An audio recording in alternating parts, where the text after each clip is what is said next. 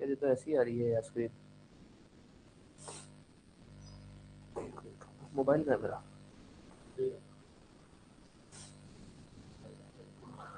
हाँ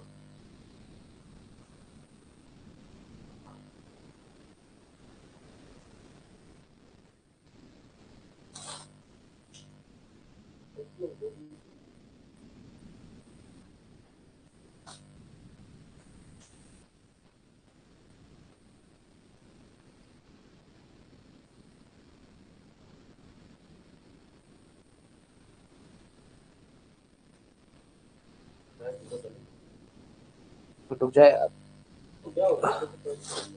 अरे वो नहीं, स्क्रीन को देखने पर क्या दिक्कत आ रही है। बस करो क्लास चालू होगी।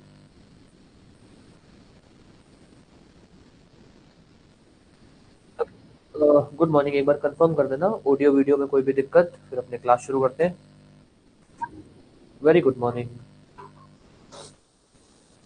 एक बार कंफर्म कर देना ऑडियो या वीडियो में कोई भी दिक्कत, फिर अपने क्लास शुरू करते हैं।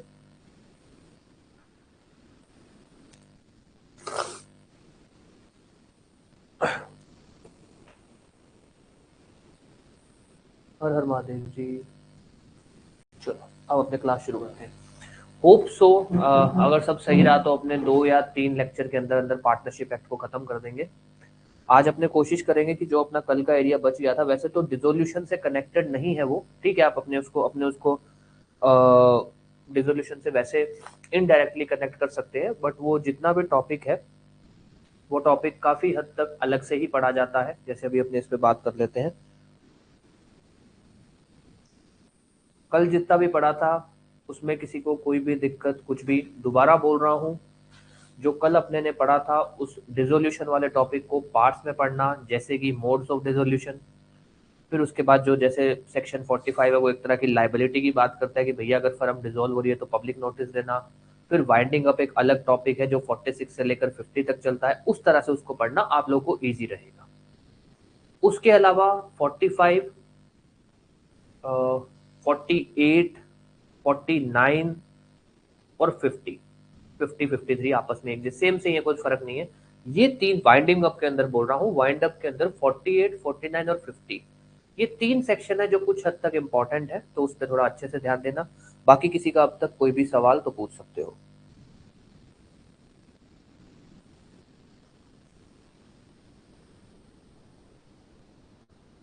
हाँ जी, एक मिनट। हाँ, एक बार देख लो बेरेक्ट। चलो मैं ही देख लेता हूँ।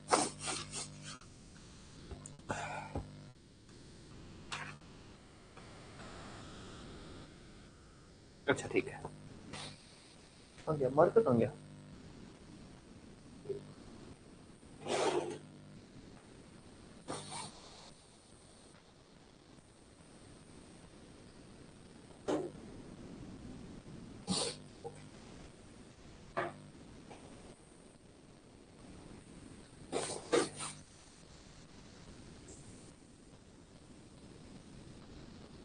एक मिनट रुकना यार।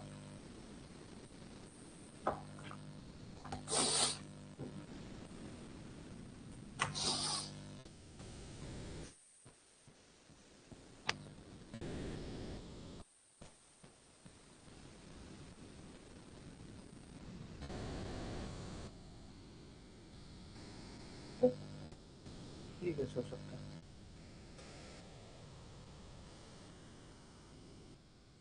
चल उसमें बॉक्स में नया मार्कर होगा, एक बार वो निकाल ले, बाद में देखें।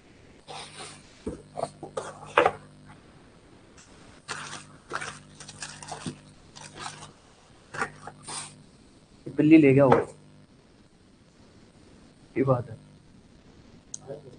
आया तो नहीं था पर क्या पता आया ही हो। कोई नहीं, सफाई वाले आंटी आते हैं ना, उनसे पूछ लेंगे बाद में। इधर उधर कहीं गिरा होगा ना। चलिए, प्रोवाइज हो ना, सॉरी। चलिए, 47 को लेकर कोई भी डाउट दोबारा बता देता हूँ। सेक्शन 47 क्या बोलता है? वो ये बोलता है कि भैया जैसे अपने ने कल पढ़ा था वाइंडिंग अप के अंदर, कि भाई ऐसा है कि अगर फर्म वाइंड अप हो रही है तो सॉरी डिसोल्यूशन के बाद जब वाइंड अप का प्रोसेस चलता है तो जो पार्टनर्स हैं वो सभी पार्टनर्स को कंपेल कर सकते हैं कि भैया आप अपनी अपनी ड्यूटीज फॉलो करो। वो सभी पार्टनर्स को कंपेल कर सकते हैं कि जो बचा हुआ काम है उसको कंप्लीट करो, और जो सेक्शन 13 के जो प्रावधान है वो लगेंगे। जो सेक्शन 13 में जो रूल्स बताए गए हैं उस हिसाब से वाइंडिंग अप होगा। ये जो आपका प्रोवाइजो है ना, ये कहता है कि कोई भी ऐसा पार्टनर जो इनसॉल्वेंट दिवालिया घोषित हो चुका है, ठीक है, उसको ये सेक्शन नहीं लगेगा। देखो ऑब्वियस नहीं लग सकता। वाइंडिंग अप में होता क्या है कि भैया कर्जे चुकाओ, जो भी मुनाफा आता है वो आपस में बांटो।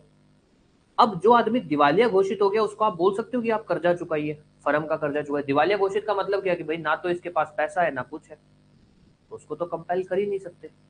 इन्होंने यही लिखा है। भाई वाइंडिंग अप के अंदर आप जो पार्टनर है जो दिवालिया घोषित हो गया उसको नहीं बोलोगे, आप उसको आप नहीं करोगे कि भैया तुम भी कर्जा चुकाओ, तुम भी साथ मिलके कर्जा चुकाओ, या जो भी पैसा वैसा देना है वो दो, उसको नहीं कंपेल करो। ये है आपका प्रोवाइस रिप्रेजेंटेड।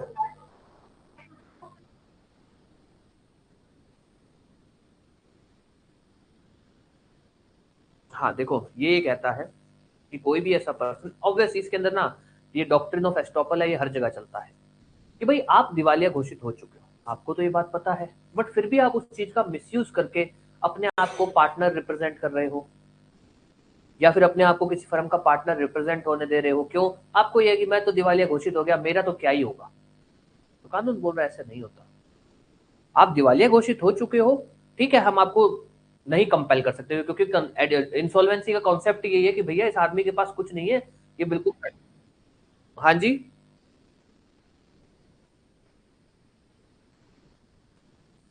देखना कौन है? हाँ देखना कौन है। हाँ हाँ। एक मिनट। हाँ कौन है? आ जाओ ऊपर बुला ले, ऊपर बुला ले। हाँ जी, क्या कह रहे हैं आप सोनू जी?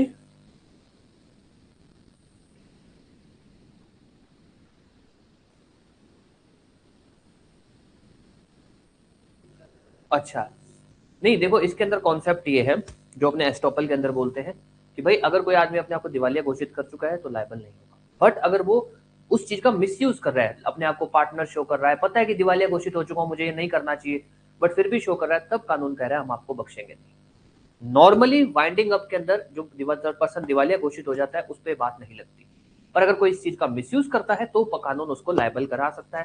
हालांकि उसको लायबल क्या ही कराओगे, दिवालिया घोषित का मतलब ये है कि उसके पास कुछ है ही नहीं। हाँ ये है कि आप उसको लायबल करा के उसको जेल में डाल दोगे, ऐसा कुछ कर दोगे, बाकी उसके पास पैसा तो है नहीं, कहाँ से लाओगे?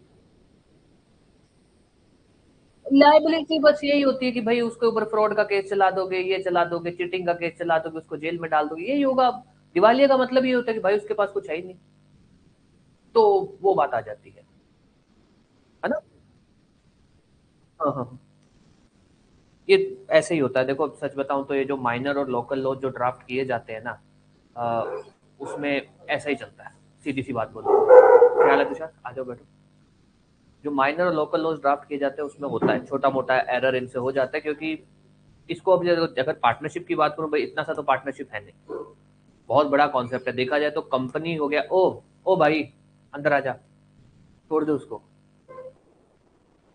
जो कंपनीज है या कंपनीज एक्ट है उसका एक्ट कितना बड़ा है, सेम पार्टनरशिप कोई कंपनी से कम थोड़ी होती है, बट ठीक है, लिखा हुआ है छोटा सा, अपने को उस हिसाब से फॉलो करना पड़ता है। पर अपने लिए बढ़िया कि अगर कोई एक छोटा है, हालांकि छोटी मोटी एरर हो जाता है, वो अपने को इग्नोर करना होता है। जैसे मान लो कल अपने ने वो डिसोल्यूशन में रिटायरमेंट का टॉपिक पढ़ा, रिटायरमेंट के केस में डिसोल्यूशन तो हो ही नहीं सकता, पर अब इनसे लिखा गया। हो सकता है इन्होंने भी ध्यान नहीं दिया हो, या फिर इनका जो जिसने जो भी लिखने वाला है ऑब्वियस वो अपने से तो ज्यादा ही नॉलेज वाला है, उसने कोई और ही लॉजिक लगाया है। अब क्या लगाया वो अपने को तो पता नहीं है। ठीक है। ठीक है जी तुषार। हाँ हाँ बताओ बताओ। एक मिनट, आप प्लीज एक मिनट वेट करना।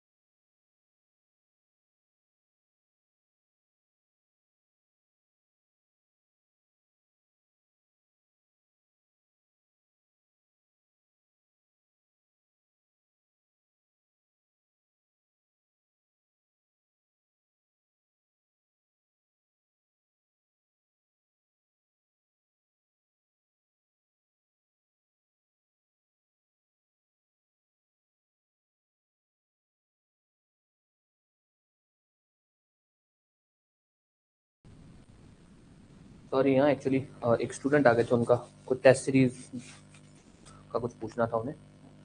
चलो अपनी क्लास शुरू कर दें। अब आते हैं अपने टॉपिक के ऊपर। जैसा मैंने आपको बोला भाई, अब जो अपने टॉपिक पढ़ेंगे वो डिसोल्यूशन से कनेक्टेड है, बट अपने अगर उसको अलग से पढ़े तो ज्यादा बेटर रहेगा। जैसे कि अगर नया होता है, ये फिसलता है, नया होता है ना।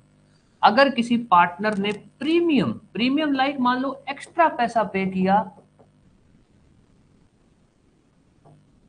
टू ज्वाइन, भाई मान लो आपकी और मेरी पार्टनरशिप फर्म है, फर्म अच्छा चला रही है, फर्म अच्छा काम कर रही है।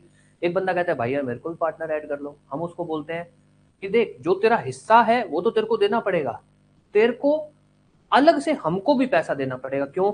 हमने मेहनत की है, हमने फर्म को बना दिया है, तो अगर आज तेरे को पार्टनर के तौर पर जुड़ना है तो तेरे को इतना पैसा और देना पड़ेगा, विच इज एक प्रीमियम। जो पैसा ऐसा नहीं कि वो इन्वेस्ट कर रहा है, वो पैसा हमको दे रहा है।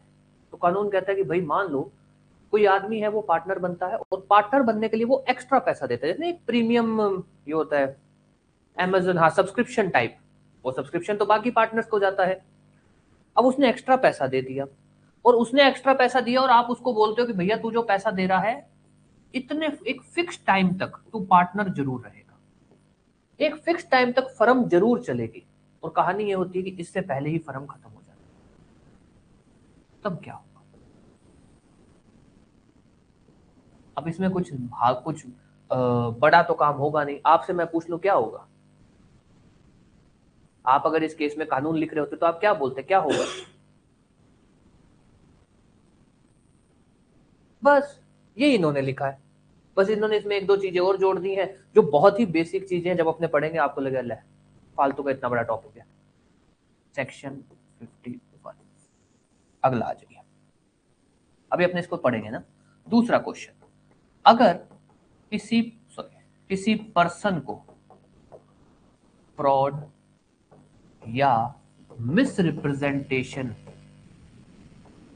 करके पार्टनर के तौर पर ऐड किया जाता है, अब ये क्या है?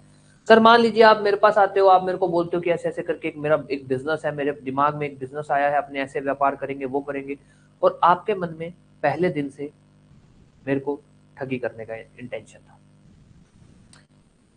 क्या हुआ? आप जो मुझे बोल रहे थे वो झूठ बोल रहे थे। आपको भी ये बात पता है कि बिजनेस नहीं चलेगा, आपको भी ये बात पता है कि जो मैं इसको बोल रहा हूँ या बोल रही हूँ ऐसा होगा ही नहीं।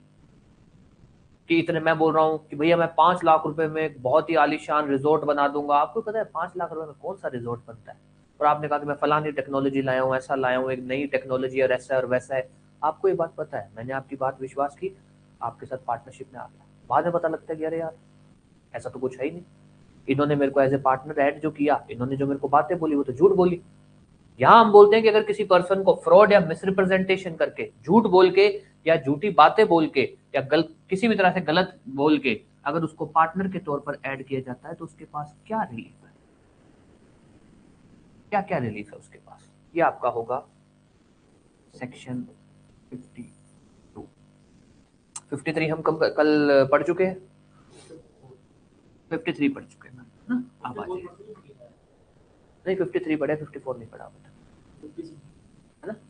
अब आ जाइए, क्या agreement in restraint of trade हो सकता है पार्टनर्स के बीच में? हम ऐसा क्यों बोलते हैं? क्योंकि इंडियन कॉन्ट्रैक्ट एक्ट का सेक्शन 20, एक मिनट, 24,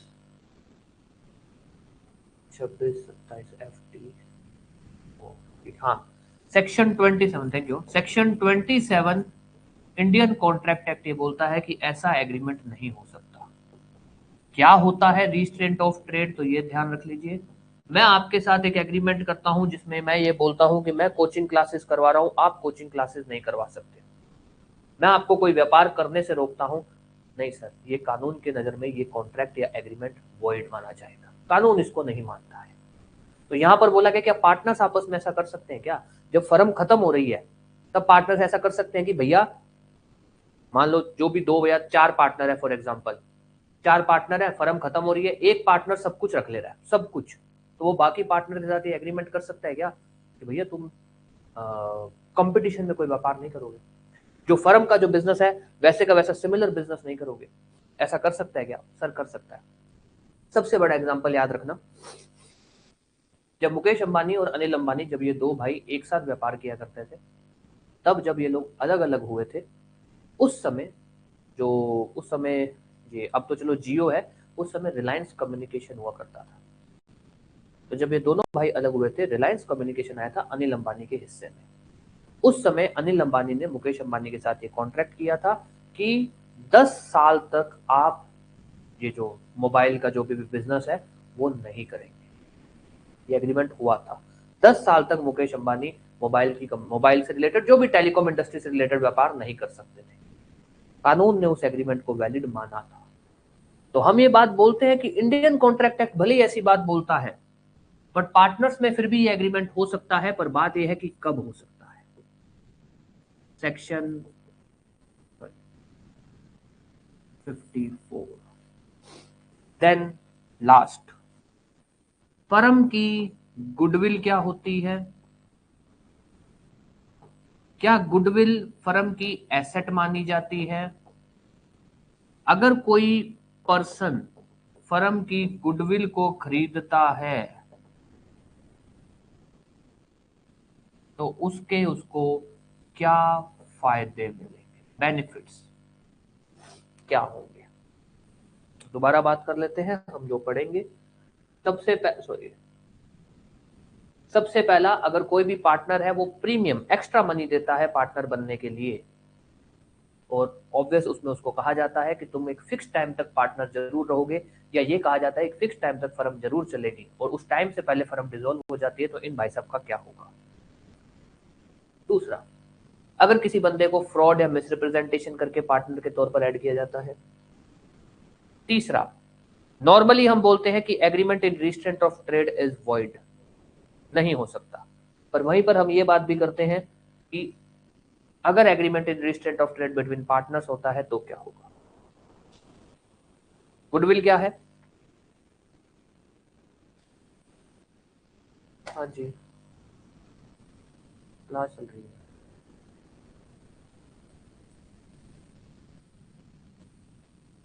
गुडविल क्या होता है? क्या गुडविल एक सेपरेट एसेट है? अगर गुडविल को परचेज किया जाता है, जो भी पर्सन मतलब अगर कोई भी एक पार्टनर गुडविल को परचेज करता है तो उसके क्या फायदे हैं?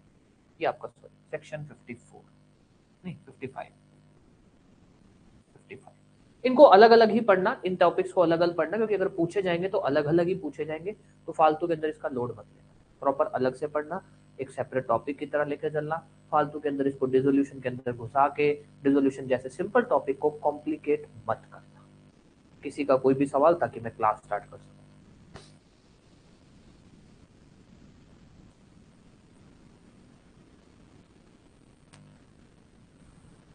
हाँ जी, किसी का कोई भी सवाल, ताकि मैं क्लास स्टार्ट कर सकूं।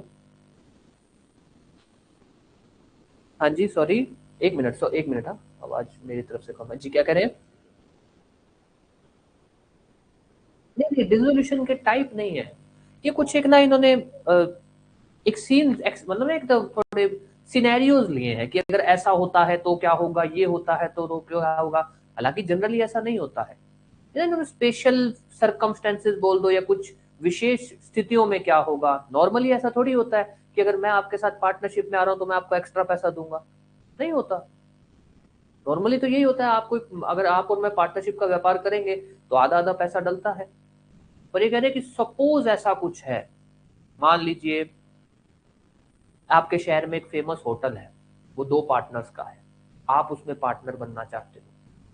आप उनको जो पार्टनरशिप का हिस्सा बनता है वो तो दे ही रहे हो, आप उनको एक्स्ट्रा पैसा भी दे रहे हो। क्यों? कि भैया मेरे को पार्टनर बना रहे हो इसलिए। वो पैसा किस लिए दे रहे हो? उन पार्टनर्स को, कि आप लोग मेरे को पार्टनर बना रहे हो, उस चीज का एक्स्ट्रा प्रीमियम। विशेष स्थितियां हैं, जनरली थोड़ी ऐसा होता है, तो हम ऐसी पढ़ रहे हैं कि भैया अगर ये विशेष स्थितियां बनती है, नॉर्मली ऐसा थोड़ी होता है कि किसी को आप झूठ बोल के पार्टनर के तौर पर ऐड करोगे, वो तो गलत बात है। बहुत विशेष स्थितियों में ऐसा होगा कि अगर किसी को पार्टनर के तौर पर ऐड किया गया और उसको झूठ बोलकर ऐड किया गया है, उसको झूठी बातें बोली गई है फर्म की, तब क्या होगा? ठीक है, चालू करते हैं क्लास।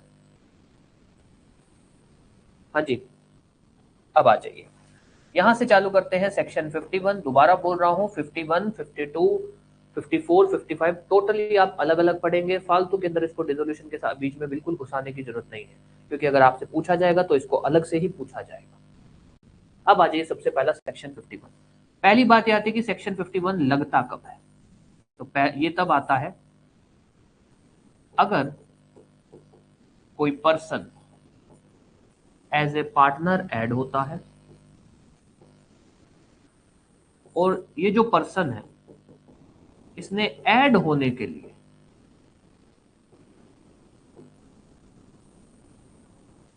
कोई एक्स्ट्रा अमाउंट, जिसको हम बोल सकते हैं एक प्रीमियम, पे किया है। तीसरा, इसको ये प्रॉमिस किया गया था कि जो फर्म है वो एक फिक्स टर्म तक चलेगी, फिक्स टर्म तक चलेगी। पर होता क्या है, फर्म डिसॉल्व हो जाती है बिफोर फिक्स टर्म। ये क्या है, सपोज आपके शहर का कोई भी एक फेमस होटल जिसका आप लोग नाम बताना चाहें, कोई भी एक नाम बता दो, कोई भी एक नाम बता दीजिए आपके शहर का। आपके शहर में इतने होटल होंगे, किसी का एक नाम बता दो। बीकानेर, बीकानेर में एक होटल है नरेंद्र भवन पैलेस, ठीक है। चलो अब तो लिख ही दिया है ना, नरेंद्र भवन पैलेस। अगले एग्जांपल में आपका होटल लेते हैं, नरेंद्र भवन पैलेस। इसके अंदर दो पार्टनर पहले से हैं, नरेंद्र और अमित, ठीक है। ये दो पार्टनर इसके अंदर पहले से ही है। अब मान लो एक पर्सन है आदित्य, ये पार्टनर बनना चाहता है। ये कहता है कि भाई मेरे को इसमें पार्टनर बना लो यार। वो कहते हैं नहीं बनाएंगे। वो कहता है कुछ पैसे ज्यादा ले लो। तो ये नरेंद्र और अमित ये क्या करते हैं, ये इस आदित्य को बोलते हैं कि भाई पार्टनर तेरे को बना लेंगे, पर तेरे को एक एक्स्ट्रा पैसा, जो पार्टनरशिप का हिसाब बनता है ना, जो तेरा शेयर बनता है वो तो तू देगा ही देगा, पर एक्स्ट्रा पैसा और देगा। फॉर एग्जाम्पल इसको बोलते हैं एक तरह से 1 लाख रुपए रिश्वत बोल दो चाहे, डोनेशन बोल दो चाहे, और कानून इसको बोलता है प्रीमियम।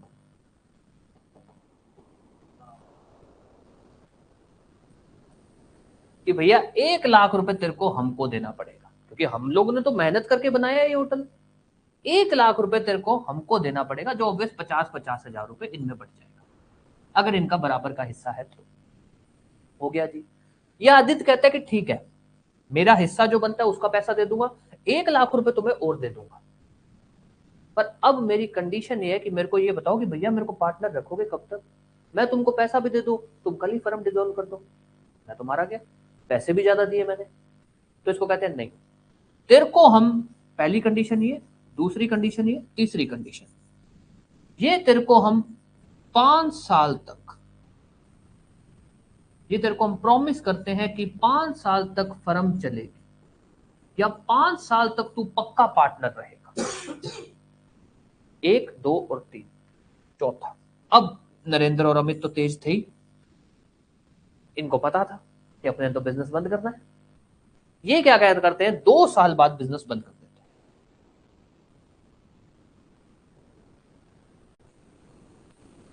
बिजनेस बंद कर देते हैं। ये कहते हैं कि भैया या तो बिजनेस बंद कर दो, नहीं तो हम तो जा रहे हैं। आदित्य को बोलते हैं कि भैया देख, बिना हम सब, बिना तेरी सहमति के हम फर्म खत्म तो कर नहीं सकते।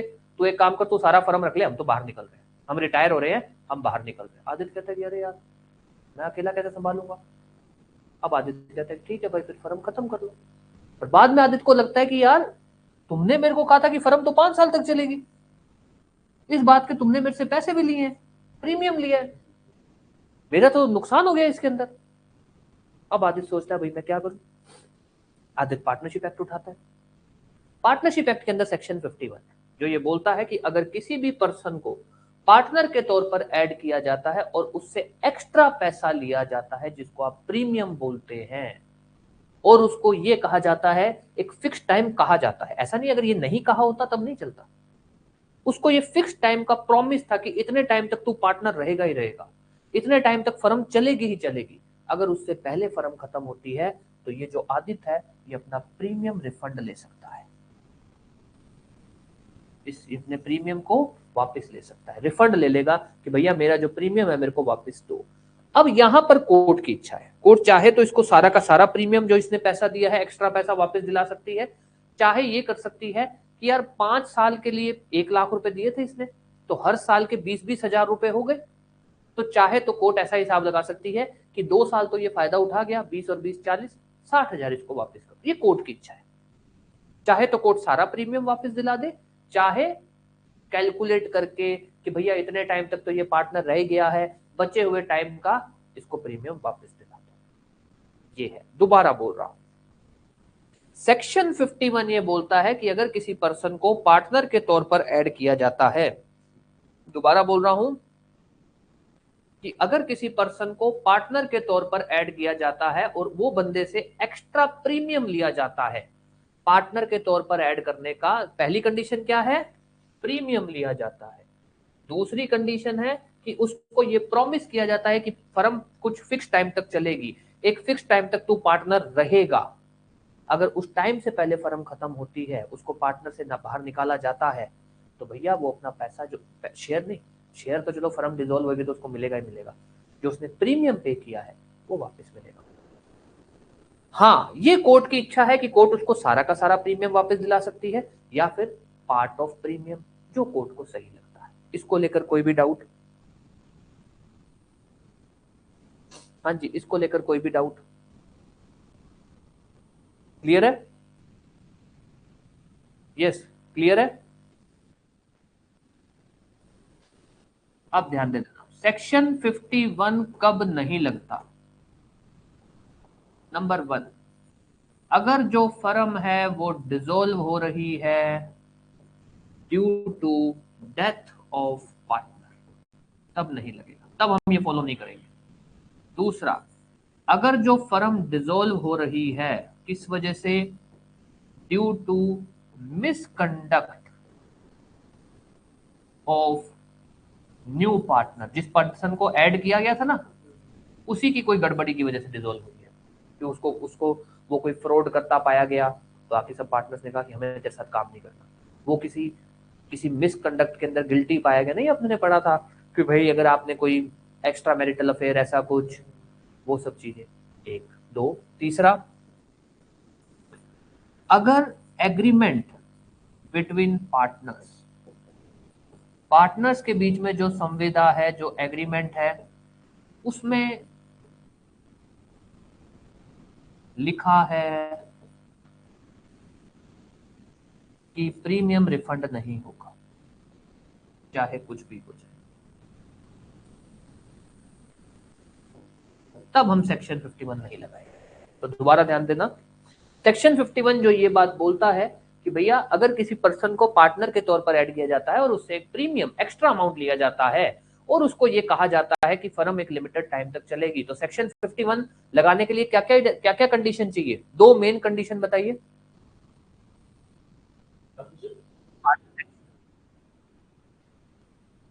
हाँ, सेक्शन 51 लगाने के लिए दो इसेंशियल है, सिर्फ प्रीमियम लगाना नहीं, प्रीमियम तो लिया है उससे, उसको ये भी प्रॉमिस कहा था कि भैया एक लिमिटेड, एक फिक्स टाइम तक फर्म जरूर चलेगी, एक फिक्स टाइम तक तू पार्टनर जरूर रहेगा, अगर उस टाइम से पहले फर्म बंद हो जाती है या उसको बाहर निकाल दिया जाता है तब वो प्रीमियम वापस ले सकता है अपना।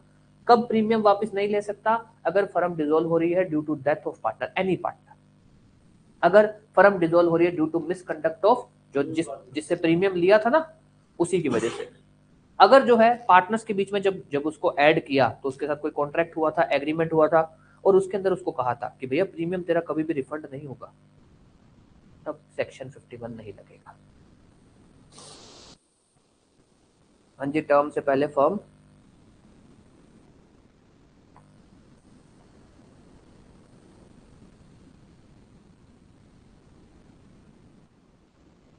हाँ जी,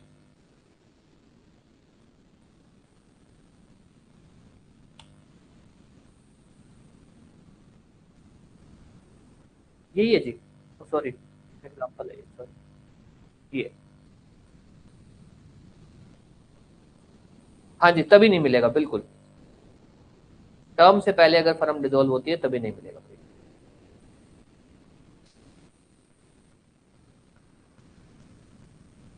लिखवा दूं? हाँ जी, लिखवा दूं। अब इसमें क्वेश्चन की तरह लिखेगा, ठीक है? Question, question, question. if person has paid premium, if person has paid premium for entering into partnership, if person has paid premium for entering into partnership, if person has paid premium for entering into partnership, section 51, section 51।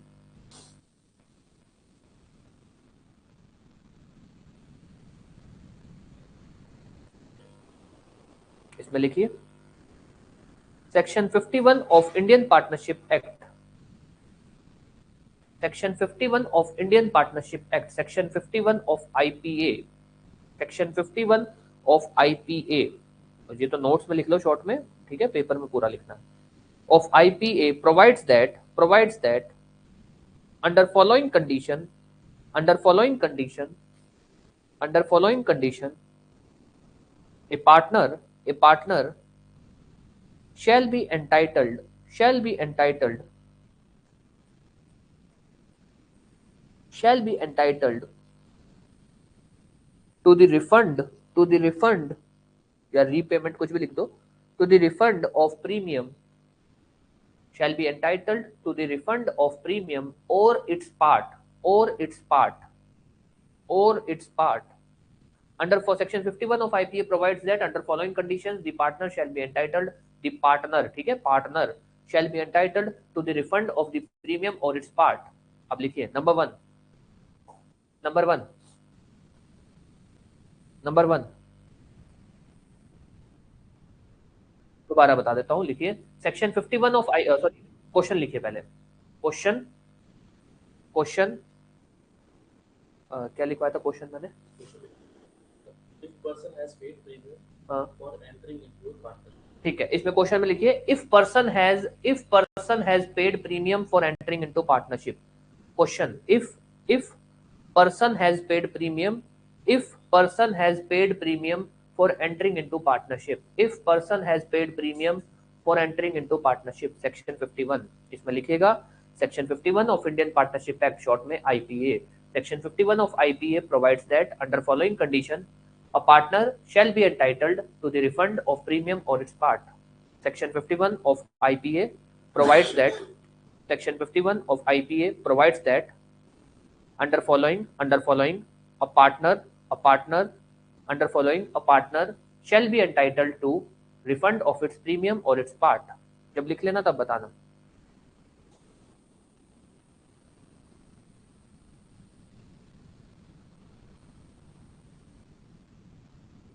इसमें लिखिए number one, number one, a person has been added as partner, a person has been added as partner, a person is added as partner या included as partner, कुछ भी लिख दो, added as partner, included as partner, जो आपको सही लगे। a person has been added as partner। number two, number two, number two, such person has paid premium, such person has paid premium for entering into partnership, for entering into partnership। number two, for entering into partnership, person has been added as partner or such person has paid premium for entering into partnership। number three, number three, number three, uh, the partnership was for a fixed term, was for a fixed term या फिर हाँ ठीक है, the partnership was for a fixed term। number three, number three, number four, number four, the partnership firm dissolved before the fixed term, the partnership firm dissolved before the fixed term।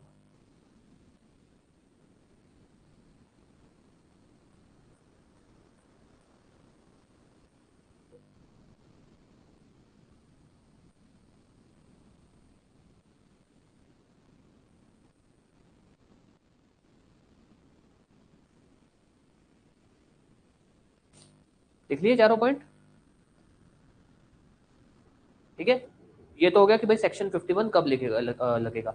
इसके अंदर अगर आप line लिखना चाहो तो लिख दो कि भाई, वैसे आप ऊपर लिख चुके हो, फालतू के अंदर रिपीट ही होगा। ठीक है, अब पैरा चेंज करके लिखो सेक्शन 51, सेक्शन 51,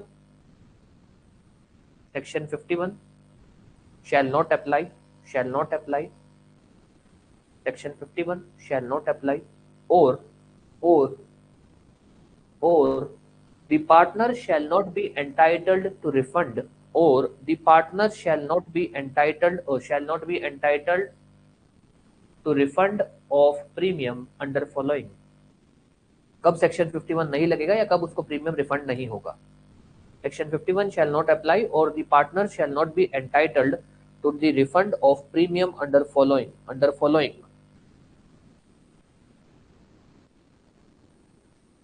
नंबर वन, कोई बात। Number one, if the firm dissolved due to death of any partner, if the firm dissolved due to death of any partner, if the firm dissolved due to death of any partner।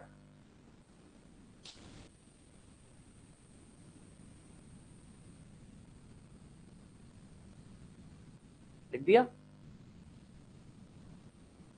Number two, if the firm dissolved due to misconduct, if the firm dissolved due to misconduct, कैसे भी लिख दो, due to misconduct और due to fault, if the firm dissolved due to misconduct of partner paying premium, मतलब firm किसकी वजह से dissolve हुई है, किसकी गलती है डिसोल्यूशन के अंदर, जिसने प्रीमियम पे किया है। If the firm dissolve due to misconduct of partner paying premium.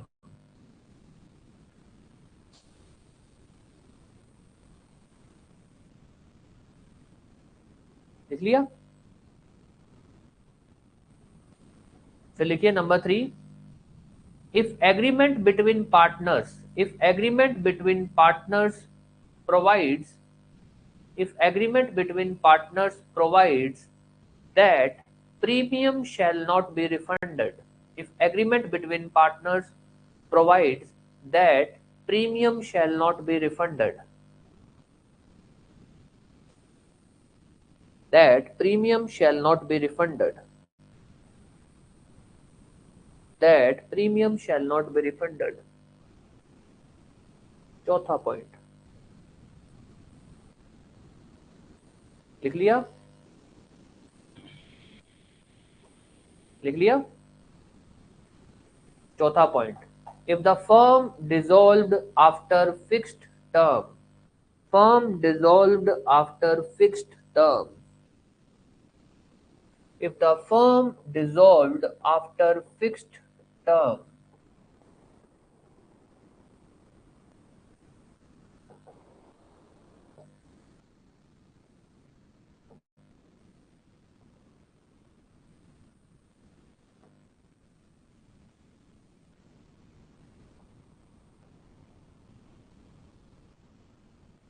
हाँ जी लिख लिया?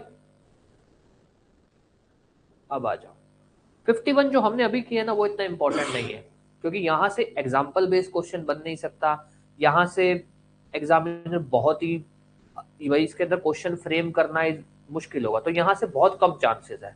जो ये सेक्शन है ना 52 ये इंपॉर्टेंट है, क्योंकि इसके अंदर क्वेश्चन बनाना बहुत ईजी है, इसके अंदर एग्जाम्पल बनाना बहुत ईजी है। लाइक अगर मैं आपको ये बोलूं कि भाई ए ने बी को पार्टनर के तौर पर ऐड किया बाय फ्रॉड,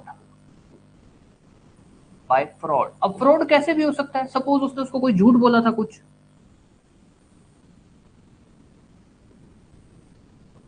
उसने जब पार्टनरशिप में आ रहा था तब बी को बोला कि यार इस बिजनेस को चालू करने के लिए 20 लाख रुपए चाहिए, चाहिए तो 10 लाख ही थे, 20 लाख बोल दिया, 10 लाख रुपए तो बी से ले लिए, और एक्चुअली में चाहिए 10 लाख ही थे। ए का तो कुछ भी नहीं लगा, ये तो फ्री में पार्टनर बन गया। बी को ये बात बाद में पता लगती है कि अरे यार इसने तो मेरे से ज्यादा पैसे ले लिए। तो कहानी ये करती है कि भैया अगर किसी पर्सन को फ्रॉड के थ्रू, मिस रिप्रेजेंटेशन, झूठ बोल के आपने अगर पार्टनर के तौर पर ऐड किया तो क्या होगा, उससे पहले अपने आते हैं बेसिक कॉन्ट्रैक्ट के। अगर आप किसी को आपको कोई भी झूठ बोल के, फ्रॉड के थ्रू, मिस रिप्रेजेंटेशन के थ्रू, झूठ बोल के, गलत बात बोल के, अगर वो आपको एज ए मतलब कॉन्ट्रैक्ट आपके साथ कर लेता है, तो आप क्या कर सकते हो, कॉन्ट्रैक्ट का, कॉन्ट्रैक्ट को कैंसिल करवा सकते हो ना। हाँ जी। अगर मैं आपको झूठ बोल के आपके साथ कॉन्ट्रैक्ट कर लेता हूँ, सपोज मैंने आपको ये बोला कि भाई क्या नाम है, ये एग्जांपल ले लेते हैं अपने, कि भाई मान लो अपने मैं राजस्थान जुडिशरी क्लासेस करवाता हूँ, मैंने आपको ये बोला कि भाई आप आते हो कि सर मेरे को दिल्ली जुडिशरी की तैयारी करनी है, मैंने कहा हाँ भाई करवा दें, कोई दिक्कत नहीं। आपने कहा कौन सा, मैंने कहा ये कोर्स ले लो। आपको कोर्स भेज दिया, कोर्स क्या कह के बेचा कि भैया मैं दिल्ली जुडिशरी की तैयारी करवाऊंगा। मैंने आपके साथ एक कॉन्ट्रैक्ट कर लिया कि आपने मेरे को इतना पैसा दिया, मैं आपको ये सर्विसेज दूंगा। एक्चुअली में मैं दिल्ली जुडिशरी की सर्विस करवाता ही नहीं था। 5 महीना 6 महीना मैं आपको टालता रहा कि हाँ करवा दूंगा करवा दूंगा करवा दूंगा। बाद में आपको पता लगा कि भैया दिल्ली जुडिशरी की ये क्लासेस नहीं करवाते हैं। आपके साथ तो धोखा हुआ। आप उस कॉन्ट्रैक्ट को सेट असाइड करवा सकते हो या नहीं करवा सकते हो, आप अपना पैसा रिफंड ले सकते हो या नहीं ले सकते हो। हाँ जी, करवा करवा सकते हो ना। नॉर्मली कॉन्ट्रैक्ट यही होता है। हम ऐसा बोलते हैं कि भाई मान लो अगर कोई कॉन्ट्रैक्ट है, उस कॉन्ट्रैक्ट के अंदर कोई मतलब कोई वो जो कॉन्ट्रैक्ट है किसी के साथ फ्रॉड के थ्रू या मिस रिप्रेजेंटेशन के थ्रू हुआ है, तो हम ये बोलते हैं कि वो पर्सन जिसके साथ फ्रॉड हुआ है, वो पर्सन उस कॉन्ट्रैक्ट को सेट असाइड करवा सकता है, कैंसिल करवा सकता है, या हम बोले रेसिड करवा सकता है। हाँ जी, है ना। ये तो एक बात हुई, यही सेम इन्होंने पार्टनर में बोला। हाँ जी बिल्कुल वॉइडेबल, आपने जो यामिनी बोला वॉइडेबल, भाई कि भाई आप सेट असाइड करवा सकते हो जिसके साथ धोखा हो। यही बात पार्टनरशिप में बोली कि भैया पार्टनरशिप भी तो एक कॉन्ट्रैक्ट ही तो है। हमने शुरू शुरू में पढ़ा था कि वो एक कॉन्ट्रैक्ट ही तो है। अगर किसी को आप झूठ बोल के धोखे से पार्टनर के तौर पर ऐड कराते हो, तो वो उसको कैंसिल करवा सकता है, रेसिंड करवा सकता है।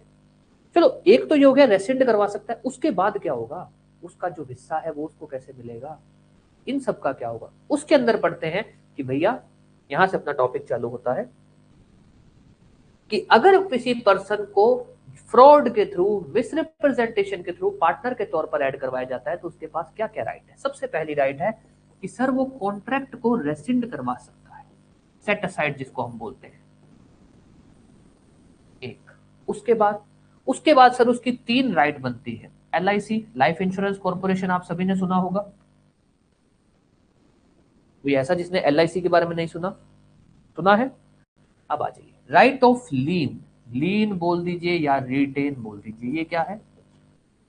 सर उसके पास ये अधिकार है कि फर्म की जो भी प्रॉपर्टी, फर्म का जो भी पैसा जो उसके पास है, वो तब तक नहीं देगा जब तक उसको उसका पैसा वापस नहीं मिल जाता, जब तक उसका हिसाब होकर उसका जो हिस्सा बनता है उसको मिल नहीं जाता।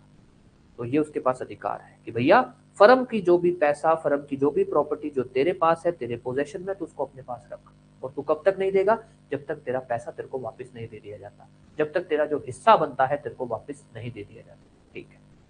दूसरा, आई, फर्म के जितने भी कर्जे हैं, जितने भी, उसके लिए वो लायबल नहीं होगा। हम यहां बोलते हैं इंडेमनीफाई,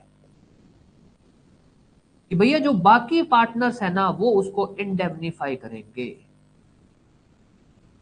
फर्म के जितने भी कर्जे हैं उसके लिए वो लायबल नहीं होगा। कौन भरेगा, सभी पार्टनर्स भरेगा, वो नहीं भरेगा। क्यों, क्योंकि साहब उसके साथ तो धोखे से कॉन्ट्रैक्ट हुआ है। जिस समय कॉन्ट्रैक्ट हुआ था, कॉन्ट्रैक्ट तो उसी समय उसके साथ गलत था। तो जितने भी फर्म के कर्जे हैं उसके लिए वो लायबल नहीं होगा। जितने भी, वो लायबल नहीं होने का मतलब क्या है कि अगर कुदरती उससे भरवा भी लिया जाता है वो कर्जा, मान लो कोर्ट के ऑर्डर से कुछ भी भरवा भी लिया जाता है, वो सभी पार्टनर से वापस ले सकता है, जो भी दूसरे पार्टनर है उनसे वापस। दोबारा बोल रहा हूं, एक तो ये है कि उसने जो भी पैसा इन्वेस्ट किया है वो पैसा उसको वापस मिलेगा। जिस पैसे के लिए वो क्या कर सकता है, फर्म की जो प्रॉपर्टी, फर्म का जो पैसा जो उसके कब्जे में है वो रख सकता है। दूसरा, फर्म का जितना भी कर्जा है उसके लिए वो लायबल नहीं होगा, और कुदरती अगर उससे वो कर्जा भरवा लिया जाता है, जो भी ऐसा कुछ होता है, तो वो सभी पार्टनर से वापस ले सकता है। Indemnified by other partners for debt of firm.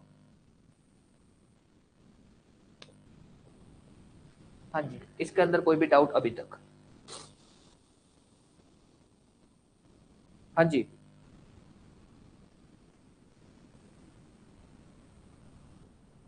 अगला पॉइंट बता दूं, वो एज ए क्रेडिटर ट्रीट किया जाएगा ऑफ फर्म। अगर उसने फर्म के बिहाफ पे कोई भी पेमेंट की, सपोज फर्म ने किसी का बैंक का कोई लोन चुकाना था, उसने चुका दिया, फर्म ने किसी को पेमेंट करनी थी, उसने पेमेंट कर दी, वो फर्म से वापस ले सकता है।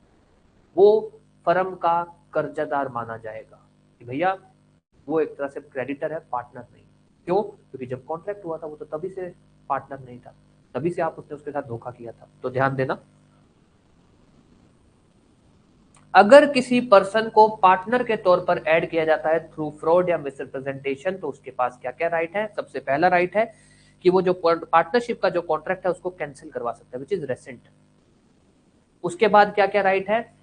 राइट सबसे पहला ये है कि भाई उसके पास ये राइट है कि उसने जो भी पैसा इन्वेस्ट किया है, जो भी पैसा इन्वेस्ट किया है वो रिफंड कर सकता है।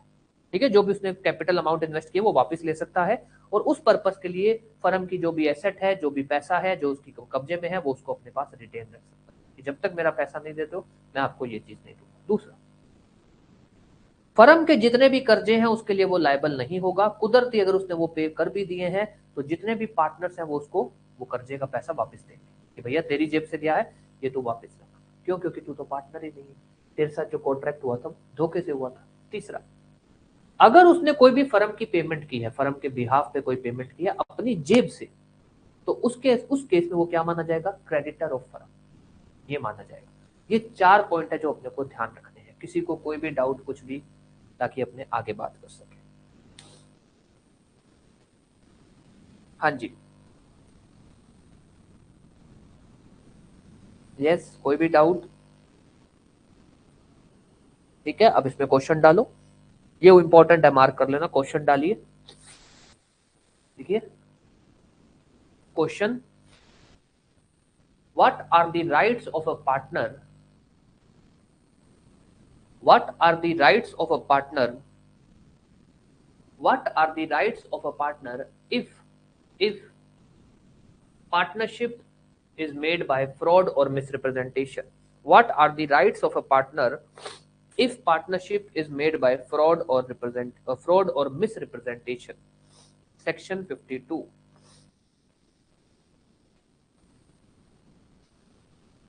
एक मिनट होल्ड रखना ना, रुक जाना एक मिनट। हेलो,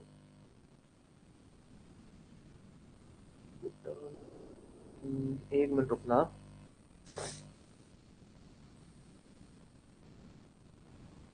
क्या है पूछना?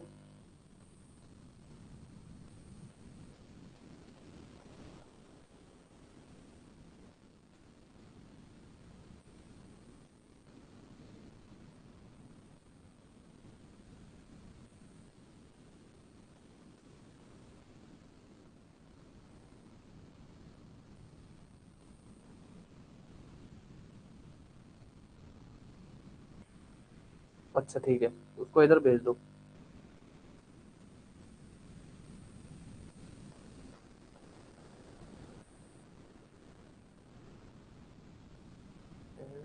मेरी बात करवा दो।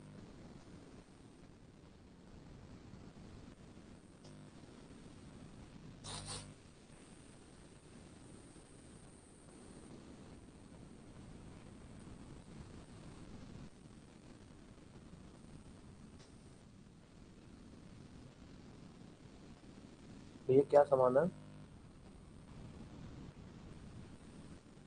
अच्छा ठीक है, ठीक है, आ जाओ। आदि, एक काम करेगा, ये सामान और वो जो है ना, उसको बॉक्स में डाल के वापस दे।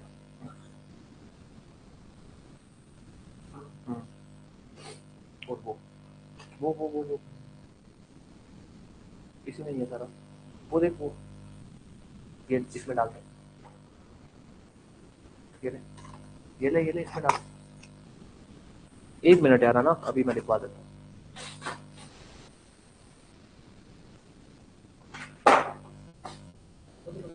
हाँ हाँ, यस, अब लिख लीजिए। Question: If a person has been added as a partner of firm by fraud or misrepresentation, Section 52. Section 52 of IPA provides that. Section 52 of IPA provides that. Section 52 of IPA provides that If a person has been added as a partner by fraud or misrepresentation, he has following rights. If a person has been added as partner by fraud or misrepresentation, he has following rights. लिख लिया? हाँ जी, sorry क्या कह रहे हैं? हाँ, if a person has been added as partner by fraud or misrepresentation, if a person has been added as partner by fraud or misrepresentation, he has following rights.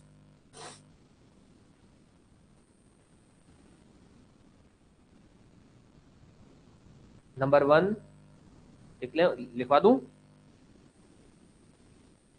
हाँ जी, number 1, right to rescind the contract, right to rescind the contract,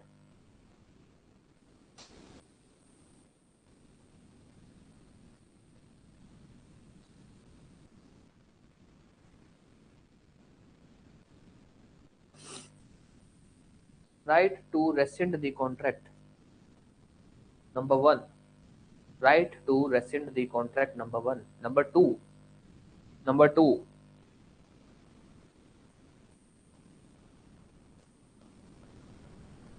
other partners के नहीं, ये जिसके साथ fraud हुआ है उसके पास है, जिसके साथ फ्रॉड हुआ है उसके पास राइट्स होंगे. Right to rescind the contract. Number 2, right of lien, right of lean,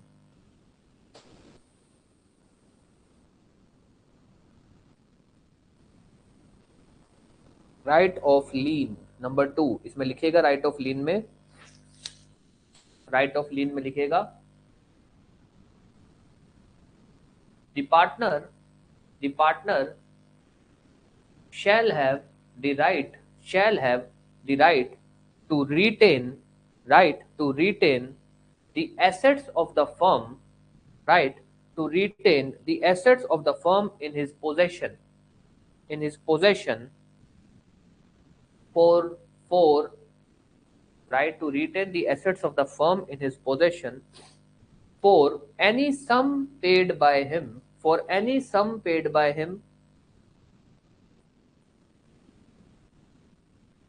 or for any capital invested. दोबारा बोल दे रहा हूं, right of retain, right to lien, ठीक है.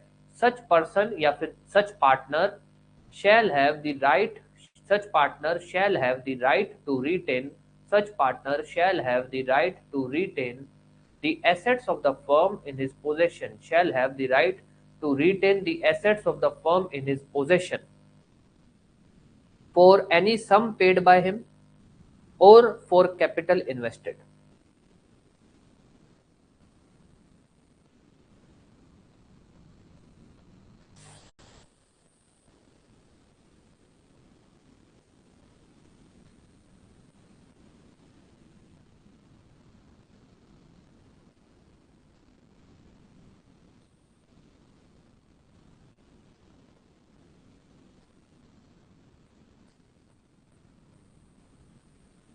आगे लिखवा दूं?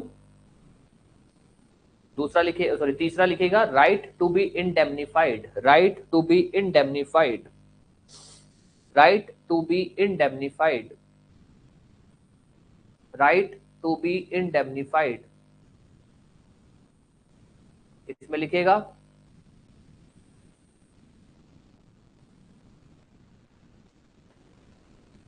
for all the debts paid by such partner, for all the debts paid by such partner of the firm, for all the debts paid by such partner of the firm, for all the debts paid by such partner of the firm, for all the debts paid by such partner of the firm, comma,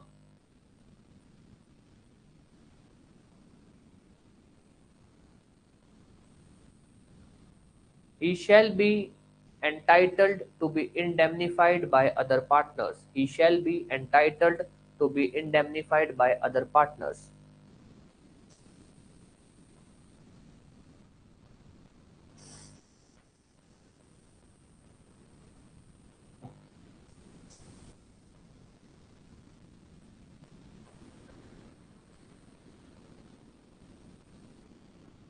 He shall be entitled to be indemnified.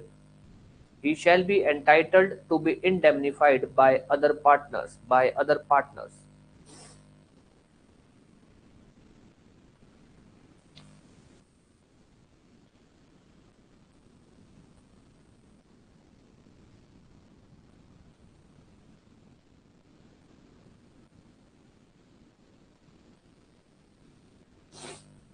बताना ना, जब लिख लेना।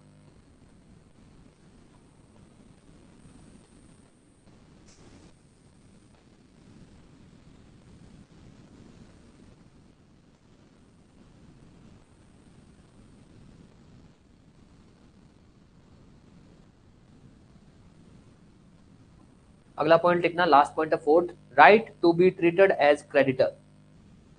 Right to be treated as creditor. Right to be treated as creditor. Right to be treated as creditor.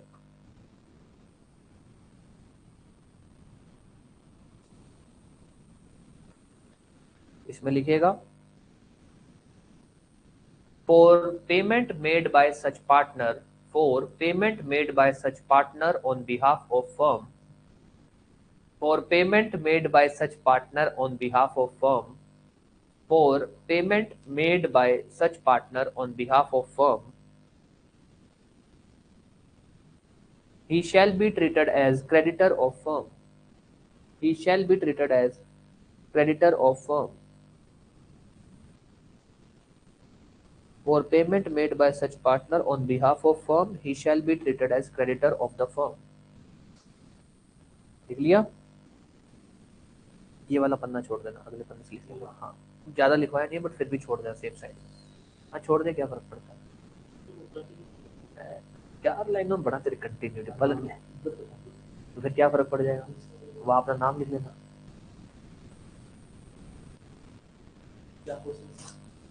हाँ? ये जो लिखवाया हुआ वही क्वेश्चन है। हाँ हाँ हाँ, इसके बाद आंसर ही है सारा। हाँ वो आंसर था। कोई नहीं, कोई साइड छोड़ दे यार, इतना मत परवाह कर छोटी छोटी बात। भाई इसी वजह से आए थे वो, पढ़ ले। लिख लिया, आगे बात करो।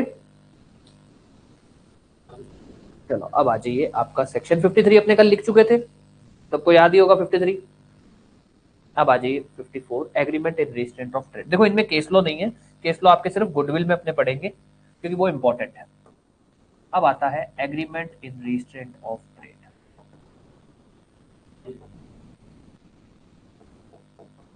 देखो 54 सिर्फ, हालांकि 54 को ही सेम एज इट इज बाद में 55 में भी लिखा गया है, पर अगर आपसे कभी भी पूछ लिया जाए कि भैया कौन सा सेक्शन ये बोलता है कि अगर पार्टनर्स के बीच में एग्रीमेंट होता है इन रेजिस्टेंट ऑफ ट्रेड, मतलब आपस में व्यापार करने को लेकर किसी भी तरह के रेस्ट्रिक्शन का एग्रीमेंट होता है तो वो वैलिड होगा, वो कौन से सेक्शन में है? 54।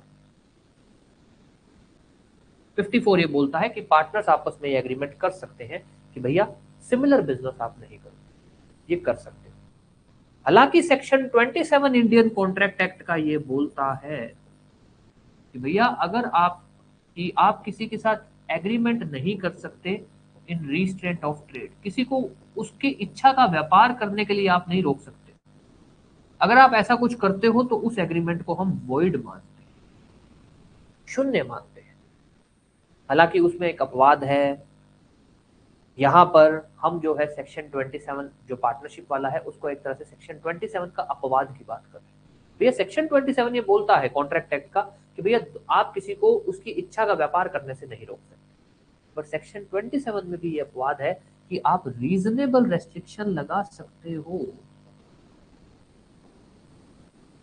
ऐसे कोई भी कंट्रोल जो कानून को लगता है कि हाँ ठीक है यार, केस को देखते हुए सही है, इसी के आधार पर इन्होंने 54 लिखा।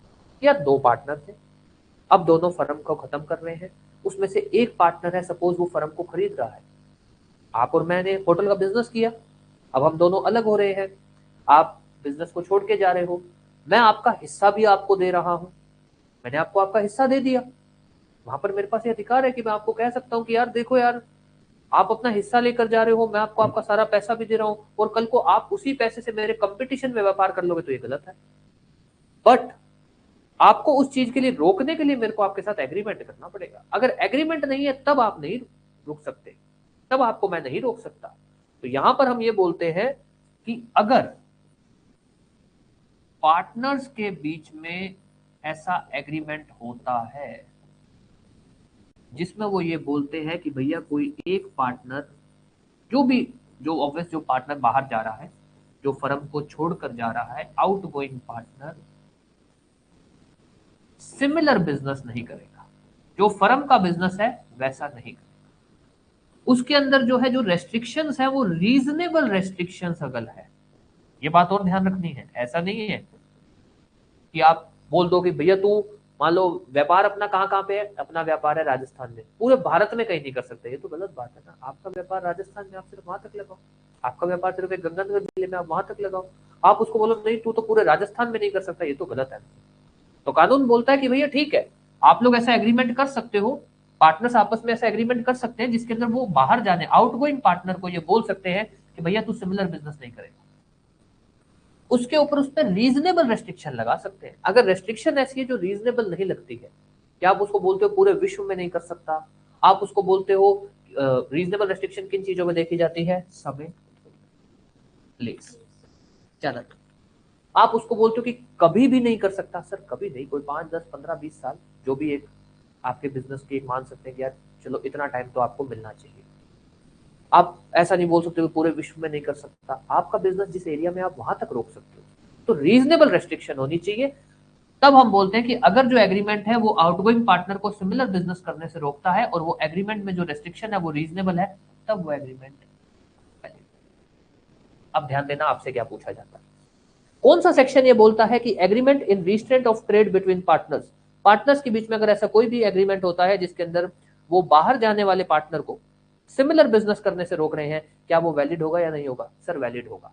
पर कंडीशन क्या है, उसके अंदर जो रिस्ट्रिक्शन, जो रुकावट होनी चाहिए वो रीजनेबल होनी चाहिए। कोई भी डाउट कुछ भी किसी भी तरह से? हाँ जी,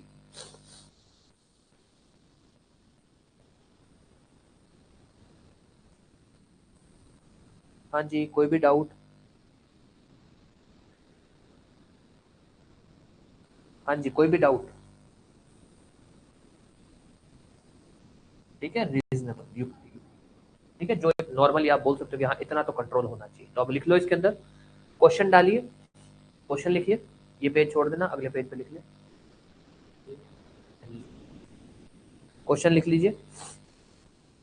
weather whether whether there can be, whether agreement in restraint of trade, whether there मतलब whether agreement in restraint of trade between partners is valid, whether agreement in restraint of trade between partners is valid,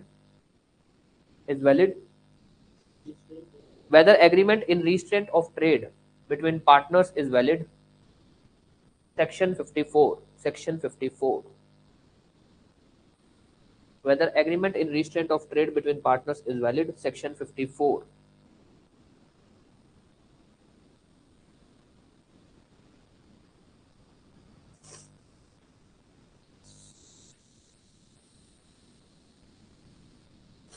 ठीक है, अब इसमें लिखिए restraint of trade between partners is valid, ठीक है, इसमें लिखिए section 54 of IPA provides that, section 54 of IPA provides that, section 54 of IPA provides that partners partners may make an agreement in restraint of trade, partners may make an agreement in restraint of trade, either either I, partners may make an agreement in restraint of trade either before और during dissolution, either before और during. Before मतलब जिस समय partnership की थी तब भी ऐसा एग्रीमेंट लिख सकते हो, और जिस समय फर्म खत्म कर रहे हो तब भी, आइदर बिफोर और during dissolution of firm, full stop.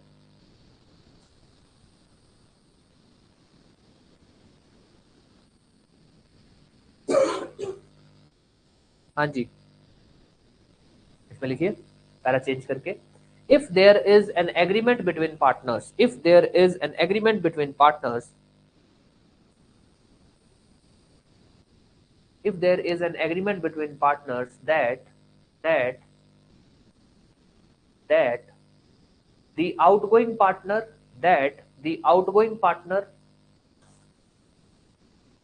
that the outgoing partner, or in case of dissolution, if there is an agreement between partners that the outgoing partner, or in case of dissolution, or in case of dissolution, the partners shall not carry similar business, shall not carry similar business, shall not carry similar business, comma, the agreement shall be void. The agreement shall be valid. The agreement shall be valid if if the restriction imposed are reasonable. If the restriction imposed are reasonable. दोबारा बोल दे रहा हूँ, if there is an agreement between partners that the outgoing partner, or in case of dissolution, all the other partners shall not carry similar business, comma, the agreement shall be valid if the restriction imposed are reasonable. Full stop. Full stop. ठीक है, इसमें लिख दीजिए,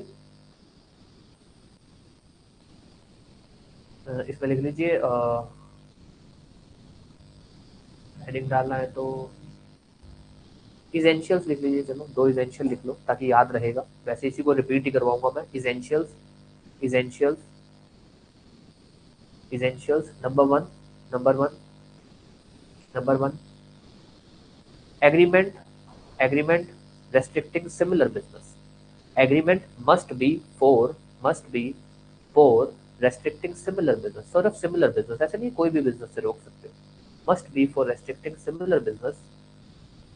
number one, agreement must be for restricting similar business, agreement must be for restricting similar business. Number two, the restrictions must be reasonable, the restrictions must be reasonable,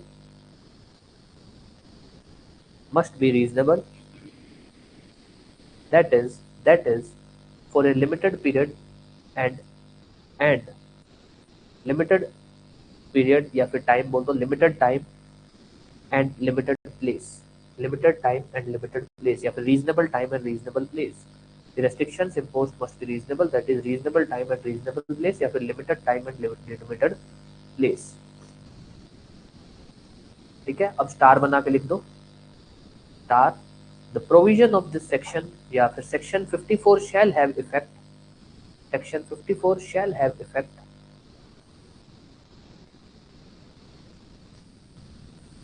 notwithstanding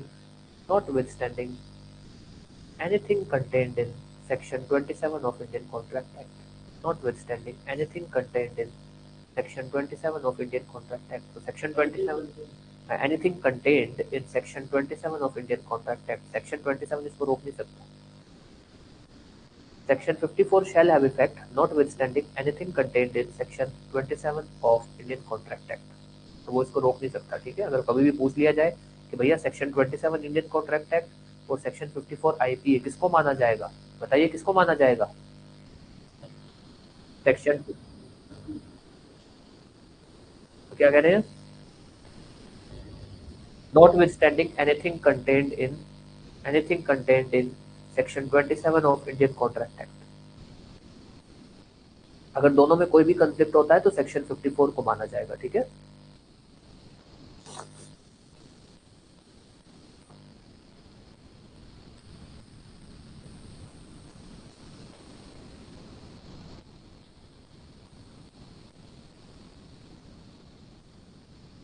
हाँ जी।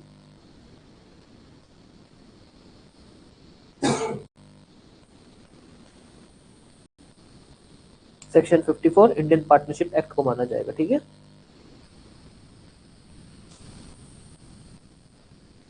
अब एक सवाल है,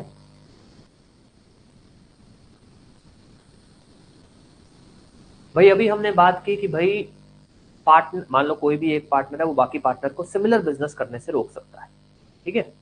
अब अगर आपसे पूछा जाए कि सपोज एक पार्टनर ने गुडविल खरीद ली है फर्म की, पहली बात तो गुडविल होता क्या है सर? गुडविल को फर्म की एक तरह की एसेट ही माना जाता है। जो फर्म की रेपुटेशन बनती है ना विद टाइम, जो इज्जत बनती है, लोग नाम से आते हैं, उसको हम बोलते हैं गुडविल। गुडविल की भी एक वैल्यूएशन होती है कि भैया इस फर्म की इतनी वैल्यू है, ठीक है। गुडविल की भी एक कीमत बनाई जाती है। अब ऐसा होता है कि कई बार क्या होता है, मान लो तीन पार्टनर है, ए बी सी, बस।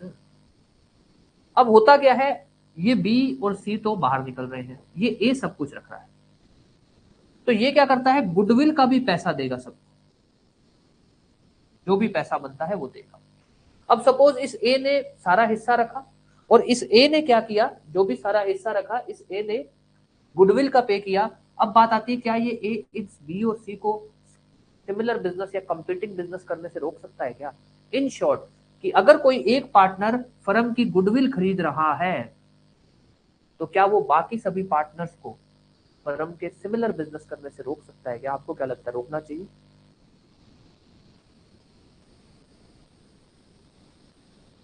हाँ जी, रोक सकता है क्या? बताइए जी, आपका क्या लगता है, होना चाहिए कि नहीं?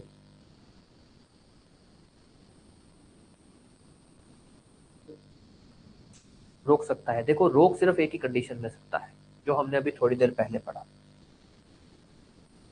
अगर agreement in restraint of trade है, अदरवाइज नहीं रोक सकते। आप नहीं रोक सकते, सिमिलर बिजनेस करने से नहीं रोक सकते। तो अब ध्यान देंगे, हमसे जो क्वेश्चन पूछा जाता है कि पहली बात, गुडविल क्या है? सर, गुडविल फर्म की रेपुटेशन होती है, इसको एक तरह से फर्म की संपत्ति ही माना जाता है, और इसकी भी एक वैल्यूएशन होती है। ये चाहे तो आप फर्म की जितनी प्रॉपर्टी होती है ना, चाहे तो आप उसके साथ ही बेच दो, चाहे आप उसको अलग से भी बेच सकते हो। अलग से मतलब, सपोज ए बी और सी, ये तीन पार्टनर है, बी बाहर जा रहा है, सी भी बाहर जा रहा है, ए जो है सब कुछ रख रहा है। अब एक तो होता है कि भाई ए ने प्रॉपर कंप्लीट वैल्यूएशन कर दी, सपोज उसने कहा कि भैया फर्म की जो टोटल कीमत बनती है वो 10 लाख रुपए बनती है, मैं आप लोगों को भाई 10 लाख तो टोटल बनती है, सॉरी 10 लाख तो 10 तो क्या 9 बोल दो, चलो 9 लाख तो टोटल बनती है, 3 लाख मेरे हिस्से आएगा, 3 लाख आपके हिस्से, 3 लाख आपके, ऐसे ही तो बनेगा। ए का भी तो हिस्सा बनता है, 3 3 लाख रुपए हो गया टोटल वैल्यूएशन। मैं बी को 3 लाख दे दूंगा, मैं सी को 3 लाख दे दूंगा, बात खत्म, बाहर निकल जाए। कई बार तो क्या होता है कि अब जो टोटल वैल्यूएशन की उसी में इन्होंने गुडविल भी जोड़ दी, इन्होंने गुडविल को अलग से वैल्यू नहीं किया, पर इसका मतलब नहीं है फर्म की गुडविल नहीं थी। बस कहानी क्या हुई, यहां पर इन्होंने गुडविल को अलग से कैलकुलेट नहीं किया, गुडविल की अलग से कीमत नहीं बताई कि कितनी होगी, जो फर्म की इज्जत है उसकी कीमत नहीं बताई, इन्होंने कहा भाई सब कुछ साथ में। कई बार क्या होता है, गुडविल को अलग से कैलकुलेट करते, भैया फर्म की गुडविल कैलकुलेट करो, जो बड़े बड़े जैसे मान लो हल्दीराम है, ये है, अगर ये कल को बिकते हैं तो भैया इनकी गुडविल अलग से कैलकुलेट की जाएगी, क्योंकि इनकी गुडविल ही हजारों करोड़ों रुपए में होगी, तो उसकी अलग से वैल्यू निकाली जाएगी, उसकी अलग से कीमत होगी, और उसका अलग से पैसा लिया जाएगा। कि बड़ी बड़ी जितना जिनका भी जितना फेमस नाम, अलग से गुडविल। तो कानून ये बोलता है कि जरूरी नहीं है गुडविल अलग से ही खरीदी हो तभी गुडविल होती है, नहीं, आपने टोटल पैसा फर्म का डिसाइड कर दिया, उसमें ही गुडविल आ जाती है। और अगर आप गुडविल को अलग से कैलकुलेट करते हो और अलग से बेचते हो तब भी हो सकता है। तो गुडविल हमेशा होती है, गुडविल फर्म की रेपुटेशन होती है और एक एसेट के तौर पर होती है। ये कई बार तो जो जितनी फर्म की एसेट होती है उसके साथ ही बेच दी जाती है, अलग से वैल्यूएशन नहीं किया जाता, और कई बार होता है इसका अलग से वैल्यूएशन, वो पार्टनर्स की इच्छा पे होता है। इसमें अभी तक कोई भी डाउट? गुडविल क्या है, क्या गुडविल साथ में बिकेगी, अलग से बिकेगी, इसको लेकर कोई भी डाउट? हाँ जी। हाँ जी, लिखवा दूं आगे, सॉरी बता दूं आगे, अब आ जाओ। सवाल ये बनता है कि अगर कोई एक पार्टनर फर्म की गुडविल खरीदता है तो क्या वो सभी पार्टनर्स को सिमिलर बिजनेस करने से रोक सकता है? नहीं रोक सकता। सिमिलर बिजनेस करने से नहीं रोक सकते आप। बात आती है सर कभी रोक सकता है क्या? फिर रोक कब सकता है सर? तभी रोक सकता है अगर agreement in restraint of trade.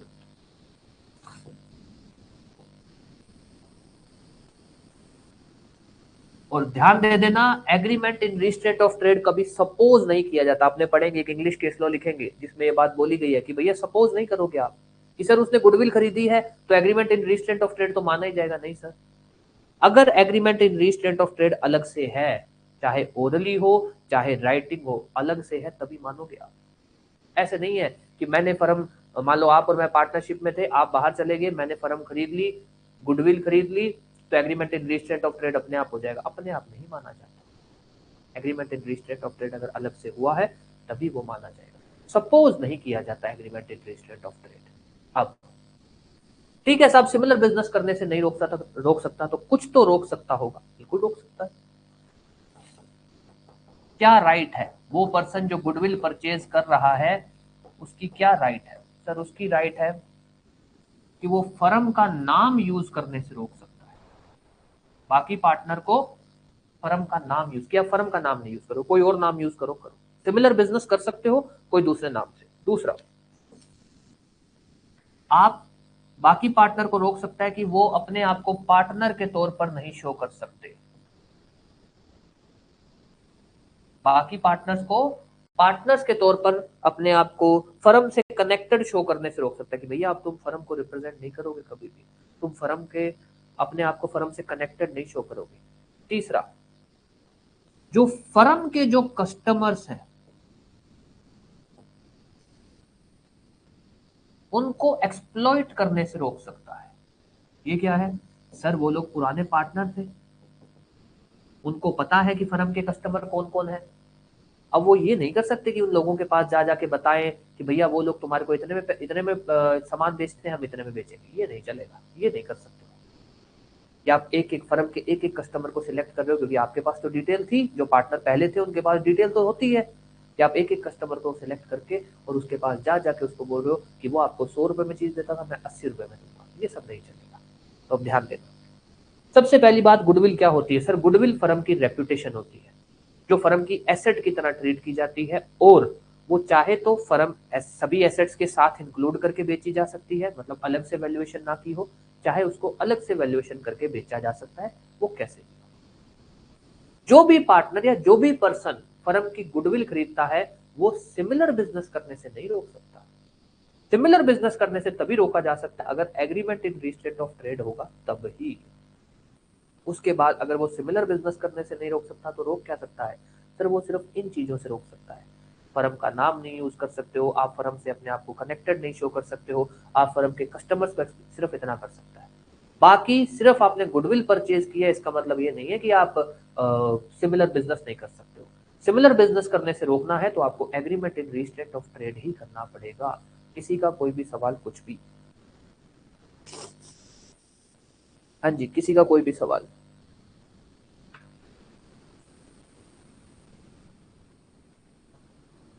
ये तीनों पॉइंट,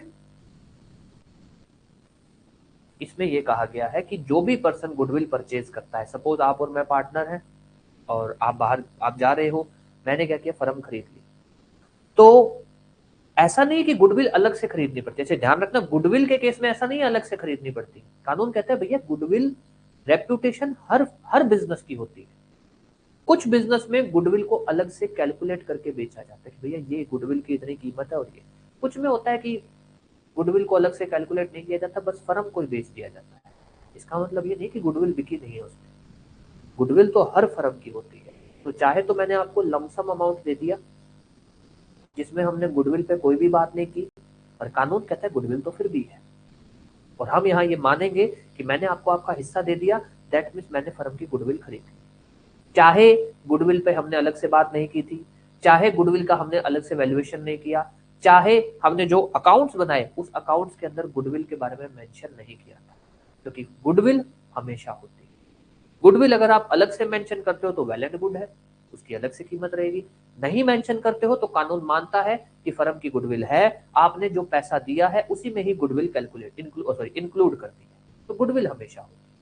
वो बात अलग है आप गुडविल को अलग से कैलकुलेट करके बेच रहे हो या सभी प्रॉपर्टी के साथ बेच रहे हो। जो भी पर्सन गुडविल खरीदता है उसके पास सिर्फ यही राइट होती है कि वो जो भी बाकी के पार्टनर्स है, सपोज एक पार्टनर ने फर्म खरीद ली तो जो बाकी के पार्टनर्स हैं उसको फर्म का नाम यूज करने से रोक सकता है, बाकी सभी पार्टनर्स को फर्म से कनेक्टेड, कि भैया आप लोग अपने आप को फर्म से कनेक्टेड नहीं शो करोगे, बाकी सभी पार्टनर्स को एज ए पार्टनर रिप्रेजेंट करने से रोक सकता है कि भैया आप अपने आप को पार्टनर नहीं शो करोगे। तीसरा, जो फर्म के कस्टमर है उनको एक्सप्लॉइट करने से रोक सकता है। 3 चीजों से रोक सकता है।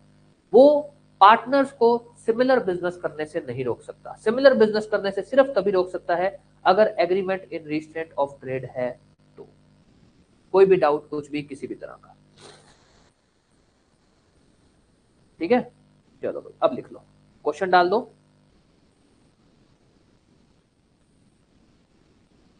क्वेश्चन डाल दो। हाँ जी, तीनों कब अप्लाई होंगे?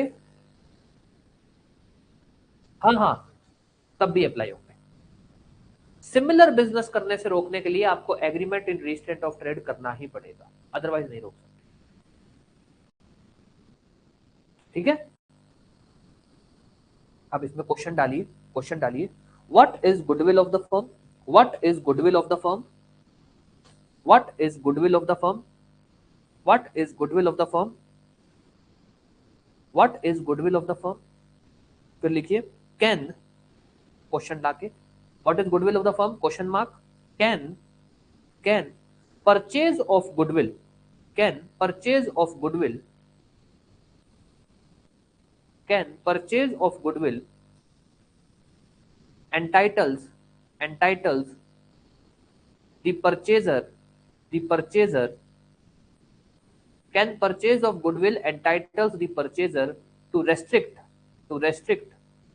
other persons from conducting similar business, can purchase of goodwill entitles the purchaser to restrict other person from conducting similar business।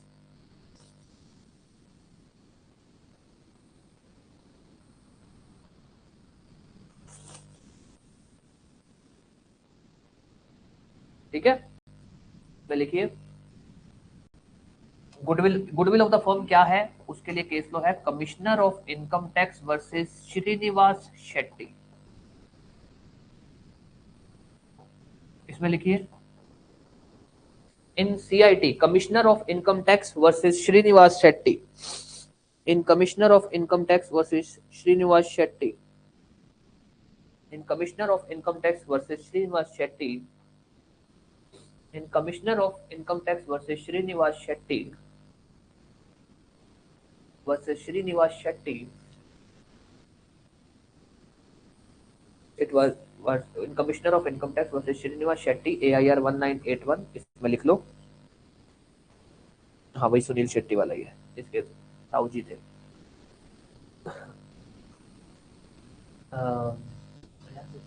नहीं नहीं, अयान शेट्टी का नहीं लिखना है, इसमें लिखना है commissioner of income tax versus Srinivas Shetty. The term goodwill, the term goodwill, the term goodwill was defined, was defined, was defined, full stop। Goodwill is the reputation of a firm, goodwill is the reputation of a firm, goodwill is the reputation of a firm, reputation of a firm, full stop, reputation of the firm, full stop। It is considered as asset of the firm, it is considered as asset of the firm, considered as asset of the firm, and can be sold, and can be sold sold, sorry sold, हाँ बेचना, and can be sold sold, and can be sold either either together with all the other either together with all the other properties, either together with all the other properties of the firm, either together with all the other properties of the firm or separately, either together with all the other properties of the firm or separately, full stop.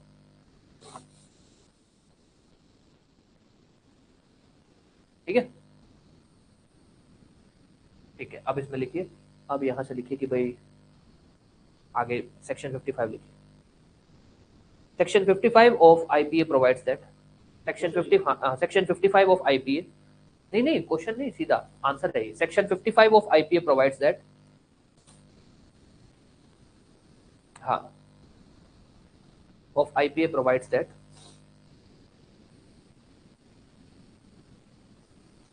after dissolution, after dissolution of firm, after dissolution of firm, after dissolution of firm,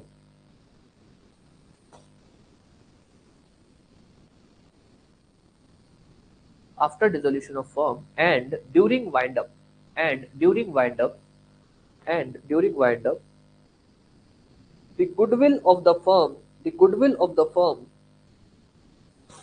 shall be included, shall be included in the assets of the firm, shall be included in the assets of the firm, shall be included in the assets of the firm, shall be included in the assets of the firm, and may be sold, and may be sold, and may be sold either separately after dissolution during wind up. Goodwill shall be included, a goodwill, goodwill shall be included in the assets of the firm, and it may be sold either separately or together with all the other properties of firm, either separately or together with all the other properties of the firm, all the other properties of the firm, all the other properties of the firm, other properties of the firm, other properties of the firm। अब heading डालिए, right of buyer of goodwill, right of buyer of goodwill, जिसने goodwill buy किया उसकी क्या rights है, buyer of goodwill,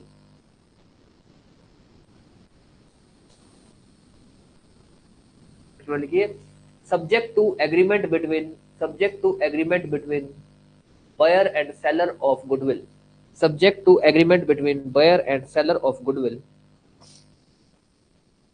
buyer and seller of goodwill, subject to agreement between buyer and seller of goodwill, subject to agreement between buyer and seller of goodwill, comma, the buyer shall have following rights, the buyer shall have following rights, the buyer shall have following rights, the buyer shall have following rights, subject to agreement between buyer and seller of goodwill, the buyer shall have following rights। दोबारा repeat करूं, हाँ जी,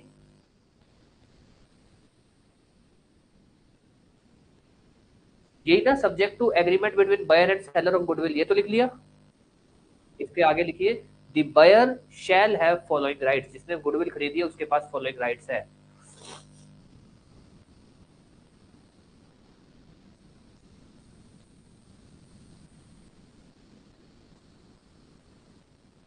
आगे लिखवा दूं, लिखवा दूं, हाँ लिखिए, number 1, he may restrict all the other partners from using firm name, he may restrict, he may restrict all the other partners from using firm name, he may restrict all the other partners from using firm name, he may restrict all the other partners from using firm name, he may restrict all the other partners from using firm name। Number 2,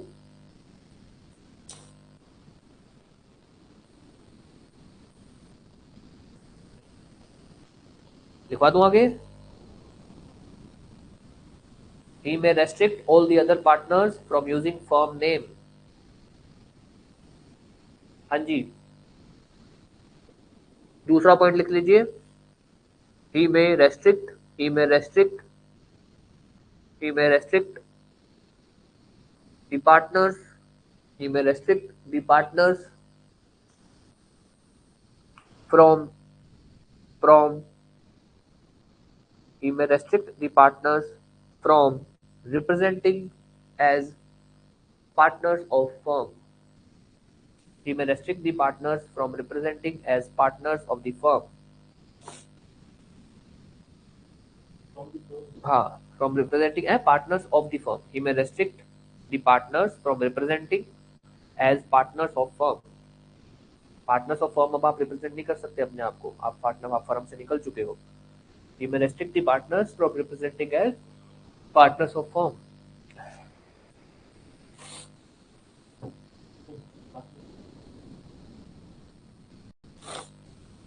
आगे लिखवा दूं,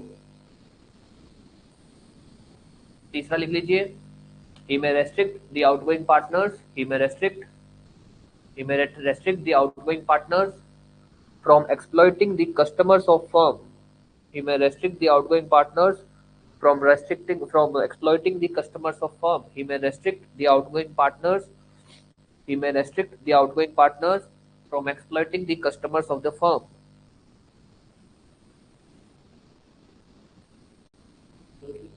Customers of firm. He may restrict the outgoing partners from exploiting the customers of firm.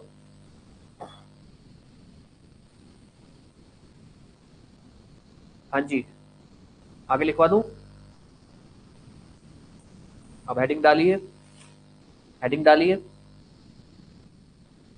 Right, heading डालिएगा.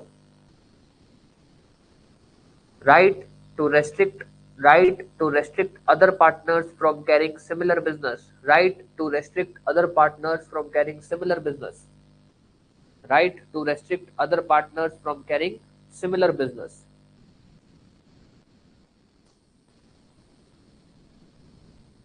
में लिखिएगा, में लिखिएगा. The purchaser of goodwill या buyer purchaser कुछ भी लिख दो. The purchaser of goodwill shall have no right to restrict have no right to restrict shall have no right to restrict the other partners from carrying similar business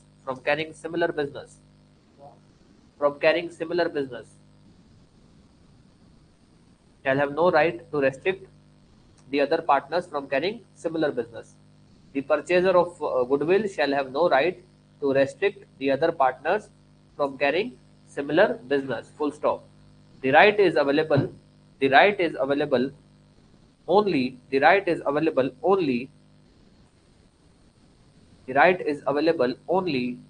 if there is an agreement in restraint of trade. The right is available only if there is an agreement in restraint of trade. हाँ, agreement in restraint of trade.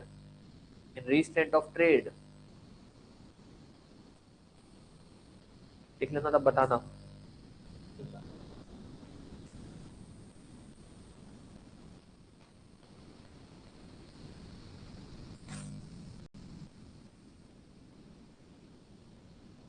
दोबारा बोल दे रहा हूँ. Partner दोबारा बोल देना, ठीक है. राइट वाली हेडिंग के अंदर ना जो लिखा है पूरा. The purchaser of goodwill shall have no right to restrict the other partners from carrying similar business. Full stop.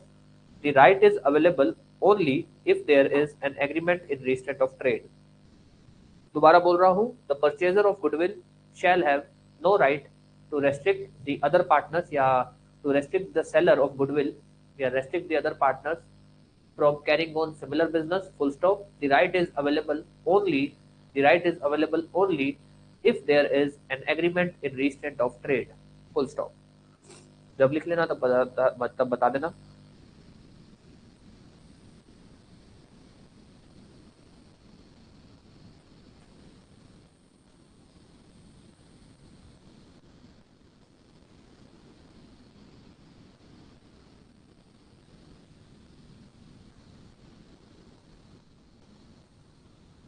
अब इसमें पैरा चेंज करके लिखिए.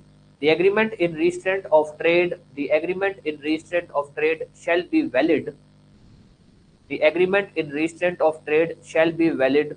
The agreement in restraint of trade shall be valid.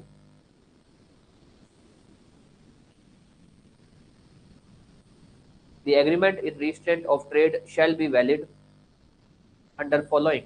Under following. The agreement in restraint of trade shall be valid under following. Number one, agreement must be agreement must be to restrain similar business. Must be to restrain similar business. Agreement must be to restrain similar business. Similar business. Agreement must be to restrain similar business. Number two, agreement must impose reasonable restriction. जो मैंने पहले लिखवाया वही same ही लिखवा रहा हूँ. Agreement must impose reasonable restriction. और answer पूरा कंप्लीट तभी होगा. Agreement must impose reasonable restriction. Must impose. Agreement must be for restraining similar business. Agreement must impose reasonable restrictions. Reasonable restrictions.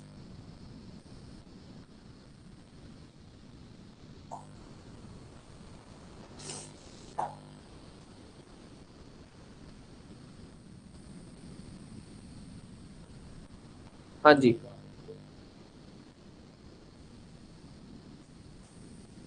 अब आखिरी छोटा सा क्वेश्चन है बस.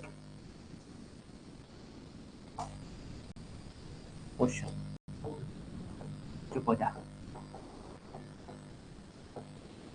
Whether mentioning of goodwill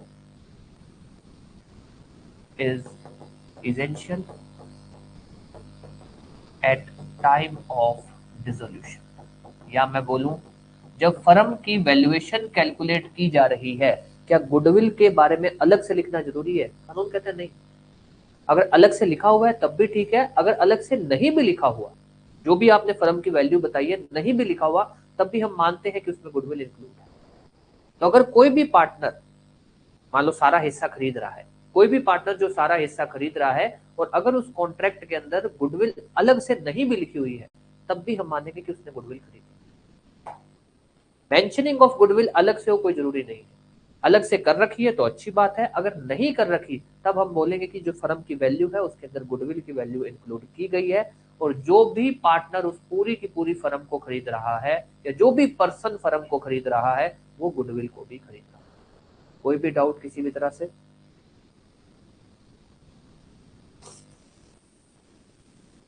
कोई भी डाउट किसी भी तरह से? जैसे कि एक केस हुआ था एबी एंड कंपनी. ये एबी एंड कंपनी हुई डिसॉल्व, खत्म हो रही थी. तो एक बंदा था क्यू, इसने क्या किया, इस पूरी कंपनी को परचेज कर लिया, खरीद लिया. इसने इनसे पूछा कि भैया वैल्यूएशन बता दो. इन्होंने कहा साहब 1 करोड़ रुपए. उसने कहा ठीक है 1 करोड़ रुपए दे दो. उसने इनको 1 करोड़ रुपए दे दिए. वैल्यूएशन हुई थी सीधा कि ये एसेट है, ये है, वो है. 1 करोड़ रुपए की वैल्यूएशन हो गई. अब क्या होता है, ये जो ए और बी है ना, ये क्या करते हैं, same same AB and company के नाम से बिजनेस कर लेते हैं. एबी एंड कंपनी के नाम से ये लोग नया बिजनेस कर लेते हैं. क्यों बोलता है कि यार मैंने फर्म खरीद ली है, एबी एंड कंपनी का आप नाम नहीं यूज कर सकते. आप क्या नहीं कर सकते, एबी एंड कंपनी का नाम नहीं यूज कर सकते. ये कहते हैं नहीं हम यूज कर सकते हैं, हमने आपको गुडविल थोड़ी बेची है. जो कहता है मैंने फर्म खरीदी तो है. अब आप बताइए क्या होगा इसके अंदर, बताइए क्या होगा. हाँ जी, क्या होगा? एनीबडी?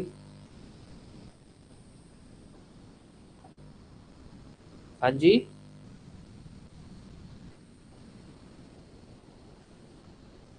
इसमें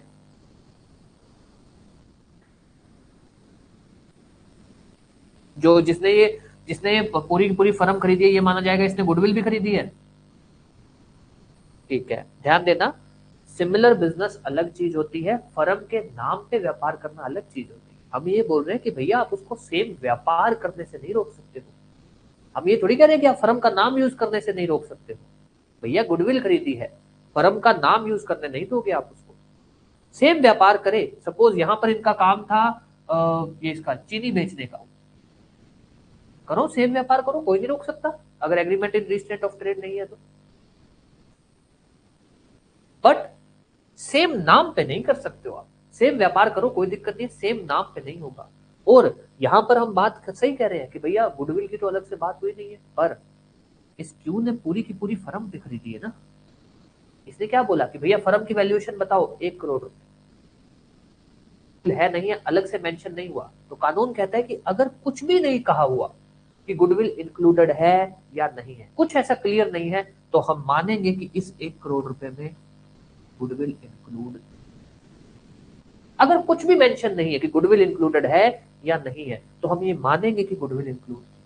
और इस बंदे ने गुडविल, अब हम मान रहे हैं कि गुडविल खरीदी है, इस बंदे ने गुडविल खरीदी है, क्यों है, तो ये फर्म का नाम यूज करने से रोक सकता है।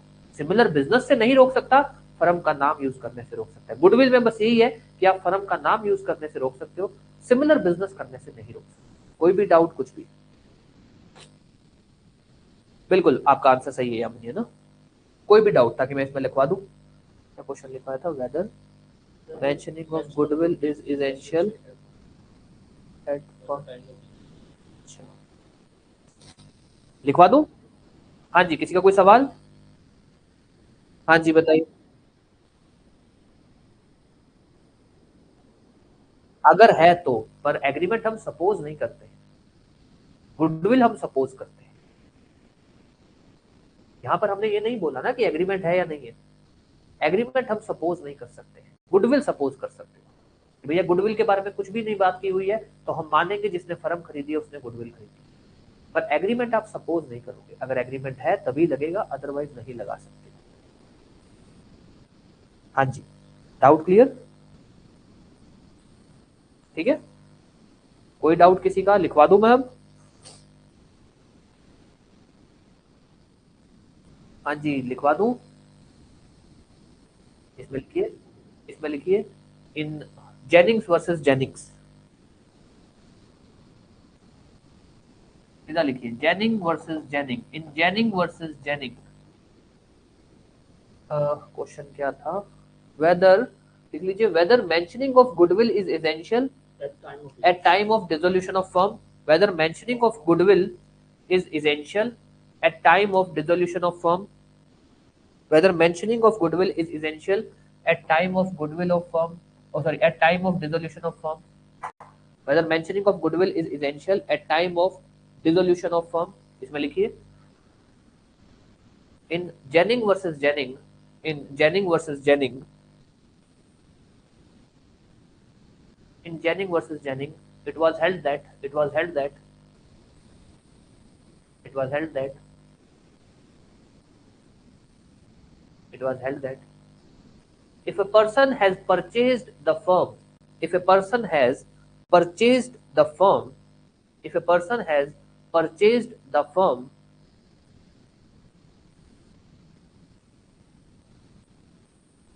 if a person has purchased the firm and there was, and there was, and there was no mentioning, no mentioning as to goodwill of the firm, no mentioning, no mentioning मतलब कुछ भी नहीं है कि है नहीं है, कुछ भी नहीं है, and there was no mentioning as to goodwill of the firm, if a person has purchased the firm and there was no mentioning as to goodwill of the firm, comma, it shall be presumed, it shall be presumed, it shall be presumed that he has purchased the goodwill of the firm, it shall be presumed that he has purchased the goodwill of the firm,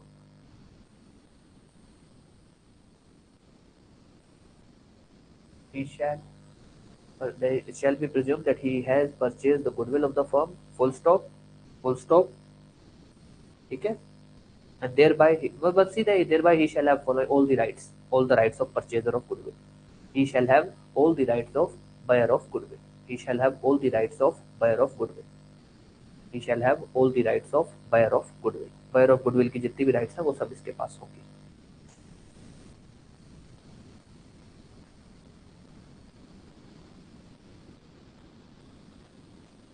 बता देना जब लिख लेना।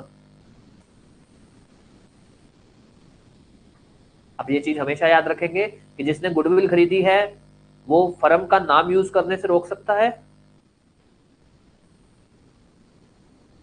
Firm का नाम use करने से रोक सकता है क्या जिसने गुडविल खरीदी है? बताइए।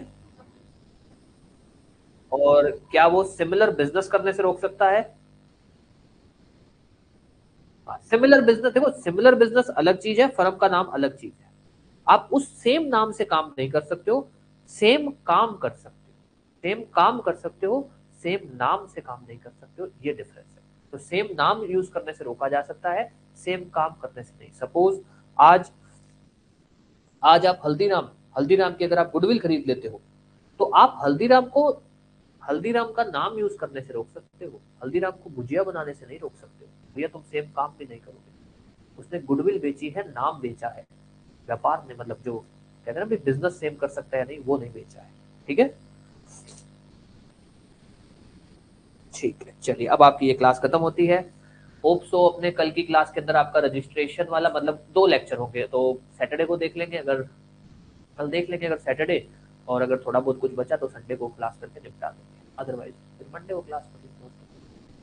कितना ही है अब आपका पार्टनरशिप, कोई भी डाउट कुछ भी तो ध्यान रख लेना। आज अपने ने जितना पढ़ा है उसमें से 51 तो इम्पोर्टेंट नहीं है, 52 बहुत इंपॉर्टेंट है, 54 भी इंपॉर्टेंट है और 55 भी इंपॉर्टेंट है, ये चीज याद रखना।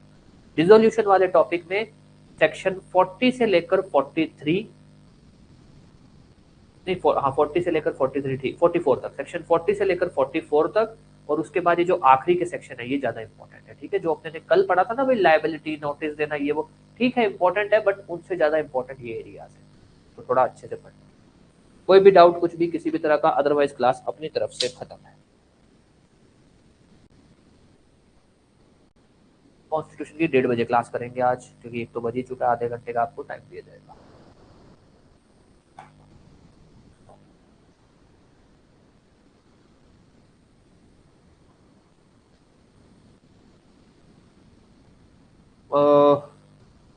उसमें डाउट है,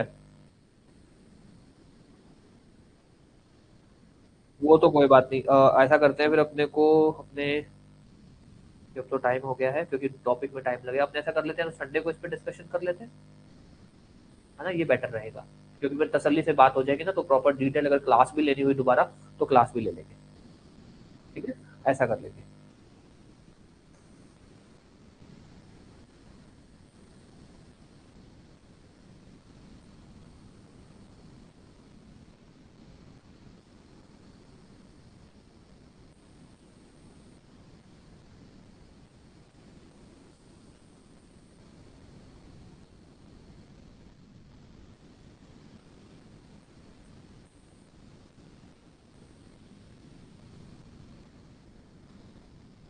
क्लास डाउनलोड नहीं हो सकती? नहीं, आप सिर्फ क्लास देख सकते हैं, क्लास नहीं, ऐप नहीं, क्लास नहीं डाउनलोड हो सकती।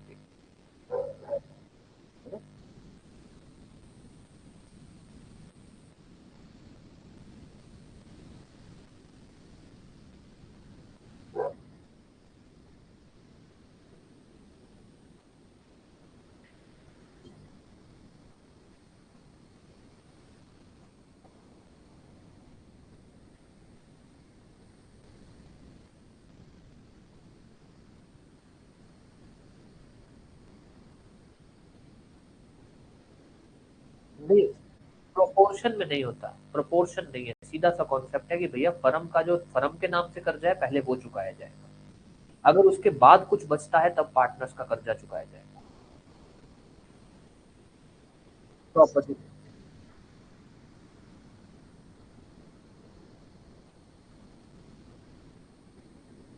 हाँ हाँ, तो फिर नहीं नहीं नहीं, हाँ हाँ, फिर तो पर्सनल लाइफ, क्योंकि फिर फर्म का तो पैसा खत्म हो गया ना, फर्म के पास तो जो था वो चला गया, अब फिर पार्टनर्स की पर्सनल लाइबिलिटी बन जाएगी।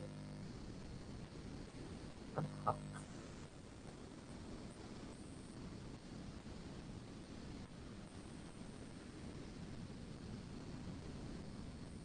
ओके जी, वेलकम, वेलकम।